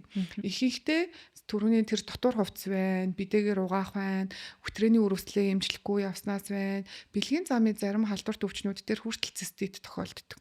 Тэгэхээр трийг бэлгийн замын өвчин тусчаад байгаагаа би сая дараа циститчлээ гэд аргалаад ямар нэгэн юм уучхлаар нөгөөнийг одоо бэлгийн замын өвчнийхэн шинж тэмдгүүд нь тэгээ бас нууц хугацаа гэдэг хугацаа байгаа тий. Тэднээс болоод онцлогдохгүй мэдэхгүй яваад иж бас болно. Тэгэхээр цистит бол ерөөсөө даарахаас болж үүсдэггүй. Шалтгаан нь бактери. Бактери нь даарах үед, тархлаа унах үед сэтэрдэг. Антибиотикны хэрэглээ гэдэг дээр нөгөө мөөгөнцрийн талаар асууя гэж бодоод мөөгөнцөр яг бэлгийн замын халдварт өвчнөд орох уу? Ер нь яагаад антибиотик уухаар ингээд жоохон мөөгөнцөрдөж гэдэг. Ер нь мөөгөнцрээс бол хүний биед бол бага зэргээр бол байж идэг. Тэгэнгүүт антибиотик эмчилгээг чинь нэг бактери байгаад бактерийг устгах эмчлэг зорилгоор байгаа шүү дээ. Тэгэхээр нөгөө антибиотик чинь одоо миний өтрээний ашигтай бактерийг үлдээгээд ашиггүй муу одоо өрөвсөл үүсгээд байгаа нь устгах чи гэж ингээд сонгож устгадаггүй байхгүй юу? Тэгэхээр антибиотик эмчилгээний үед бидний өтрээний нөгөө хамгаалж идэг өтрийг хүчлэлэг байлгаж өгдөг нөгөө ашигтай бактериуд маань бас давхар устцдаг. Тэр юм устчихлаар өтрээний нөгөө хүчлэлэг орчин гэдэг байх ёстой юм нь орчин нь алдагдаад эхлэнгүүд мөөгөнцөр одоо тэр орчинд нь тоо толгой нь олшроод идэг гэсэн. Тэгэхээр хэвийн баланс алдагдаад одоо хэвийн орчинтой байх үед бол мөөгөнцөр бага хэмжээгээр байх нь хэвийн орчин алдагдаад ирэнгүүт мөөгөнцөр ихсээд мөөгөнцөр өрөвсөл үүсгээд байгаа. Энэ бол ямар нэгэн халдварт өвчин биш. Гэхдээ мөөгөнцрээс ингээд өндөр одоо их байгаад тэ өрөвсөл үүсгэсэн байх үед бэлгийн харьцаанд ороход хамтрагчтай халдааж болох уу гэвэл тийм. Гэхдээ бэлгийн замын халдварт өвчин гэдэг ангилал дотор бол орохгүй. Тэгэхээр мөөгөнцрийн эмчилгээгээ яг зөв хийгээд устснууг нь алсан уу тэ өрөвсөл мөөгөнцөр чинь ер нь хийнч вэ нөө өрөвсөл байвал эмчилгээ хийчихэд алга басна гэдгээ заавал хянуулах нь чухал. Хянуулсны дараагаар өтрээний орчин маань буцаад хэвийн болж чадчихна гэдгийг үзэх хэрэгтэй. Тэгэхгүй нөгөөний саяны дээр замбраагүй антибиотикийн хэрэглэнээс болоод өрөвслийг чинь эмчилчээд идэг. Гэтэ өтрээ чинь нөгөө хэвийн болж чадаагүй байгаа учраас хэсэг хугацааны дараа сарын дараа 2 сарын дараа биений мэрсний дараагаар өтрээний орчин буцаад алдагдаад өрөвсөд ижиж болдог. Тэгэнгүүт одоо ер нь хүүхдүүдийн дунд түгээмэл гардаг одоо нэг алдаа юм юу вэ гэхээр за энэ эмч дээр ингээд ийм эмчилгээ хийсэн чинь дахиад дахицсан дутуу эмчлээд байна намайг гингүүтээ дараагийн өөр эмч дээр очиж. Тэгээ ингээд эмч ингээд солио яваад тахлаар нөгөө өмнө нь ямар эмчилгээ хийсэн гэдэг мэдээлэл нь дундаас нь аяг алдагдаад хүнээсээ асуухлаар хүн маань эмнүүдээ ингээд тэр олгон уусаа хэрэгсэн ийм лааныхаа нэрийг бас ингээд буруу зуруу эсвэл мартаж санаад идэг. Тэгэхээр бараг ер нь бол яг энэ өрөвслийнхаа тухайд эмчилгээ нэг эмч дээр ер нь бол эмчилгээ хийлгүүл аягүй зүгээр идэг. Тэгээ эмч чинь өмнөх хоёлын ийм эмчилгээ хийсэн тэрэнд үр дүн бага байгаа учраас одоо хүчийг сайжруулъя. Одоо өтрээний баланс маань тэнцвэрч чинь одоо энэ дээр хамгаалч гэдэг юмнуудыг зааж өгвөл илүү зүгээр идэг. Ер нь айгүй хүмүүс ингээ онлайнаар биенээсээ би ингэчлээ тэгчлээ гэж зөвлөгөө авдаг штэ. Тэр ер нь амар буруу юм санагдаад байхгүй юу. Тэрний талаар хоёлаа нэг зөвлөмж хэлээд тэгээд энэ яг юуны сэдв болвол их дуусгааргүй сэдв учраас тэгээд өнөөдрийн хоёуг тийм зөвлөмж хэлээд дуусгахыг гэж бодож байна. За түрүү нөгөө охтууд дээр ярьсан тэрнтэй яг адилхан одоо нэгнээсээ мэдээллийг одоо нөгөө нэрээ нуугаал Facebook дээр айгүйх юм асуугаад бичээ нэгэндээ зөвлөгөө өгödдөг. Тэр бас нөгөө тэтэс ар төрсөн ээжүүдэн групп гэ бас юм байдаг байхгүй. Тиймэрхүү юм дээр ингээ манай хүүхд ингээд байна яах вэ? Эсвэл би ингээд байна яах вэ гэдэг юмнууд айгүйх асууж байгаа харагддаг.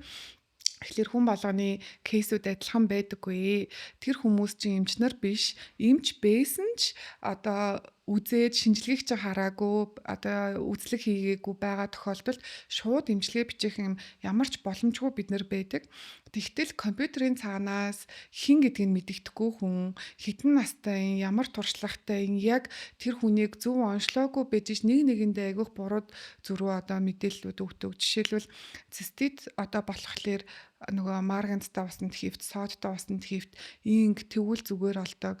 Бүр мөөгөнцрийн өтрээний мөөгөнцрийн үед өтрээндээ тараг хий, өтрээндээ сармис хий. Эсвэл нөгөө түрүүний ярьсан ойл ингээ цайруулахаа дараах хэмжээг лимонтой ямар содтой усаар өөрчлөх нөгөө мэдгүй юм амар юм зөвлөмжүүд өгдөг. Тэгэхээр хизээж одоо та өөрөө эмч биш болвол тэг ингээд хин нэгэнд дураараа эрүүл мэндийн зөвлөгөө битгий өгөөрэй. Энийг одоо соёлоор хорж байгаа юм шиг байлээ. Тэгээ тэр ингээд одоо таны бичсэн зөвлөгөөг одоо магадгүй нэг хүн амьдралдаа хэрэгжүүлснээс болоод тэрэн дээр бас ямар нэгэн сайн санаад хийсэн юм маань тэр хүнийг илүү хүнд хэцүү одоо байдалд оруулах боломжтой. Тэгэхээр Facebook дээр ч байна уу, ер нь хаана ч байна уу, ер нь өөртөө тохиолдоод байгаа эрүүл мэндийн асуудал байвал тэрийг мэрэгжлийн эмчээс нь асуу. Мэрэгжлийн эмч чинь дотроо ахаад нарийн мэрэгчлэлтэй болчиход байна шүү дээ, тий. Тэгэхээр яг ийм тохирох зөв эмчээс нь яг одоо шинжлэх ухааны бодиттой судалгаа шинжилгээнд үндэслэгдсэн ийм мэдээллийг л аваарай. Тэгээ нэг нэгэндээ битгий тийм буруу одоо зөвлөмжүүд өгөөрэй. Энэ маань бас нэг хохирохоос магадaltaй байдаг шүү л гэж хэлмээр. За өнөөдрийн сэдв дээр хоёлаа нөгөө цэвэршээлт ингээл ер нь цаашаа яриаггүй сэдвүүд айгүй олон байгаа. Гэхдээ яг энэ хүрээд яг өнөөдрийнхөө подкастыг дуусгая гэж бодож байна. Тэгээд эмчтэйгээ дахиад та үлдсэн зөвлөгөөнүүд авахыг хүсвэл part 2 хийж болно шүү. Тэгээд цаг заваа зориулаад ирсэнд баярлаа. Баярлаа. Гоё шинэ подкастандаас урьж оролцуулсанд баярлаа. Зөндөө их юм жоохон нуршиж ирсэн байж магадгүй. Гэхдээ нэг сонссон байхад ер нь өөрт чинь ч гэсэн тий дүү нарт чинь ээж нар чинь ч гэсэн хэрэгтэй байж магадгүй гэж бодож байна. Тэгээ баярлаа. За баярлаа. За баярлалаа. Баярлалаа.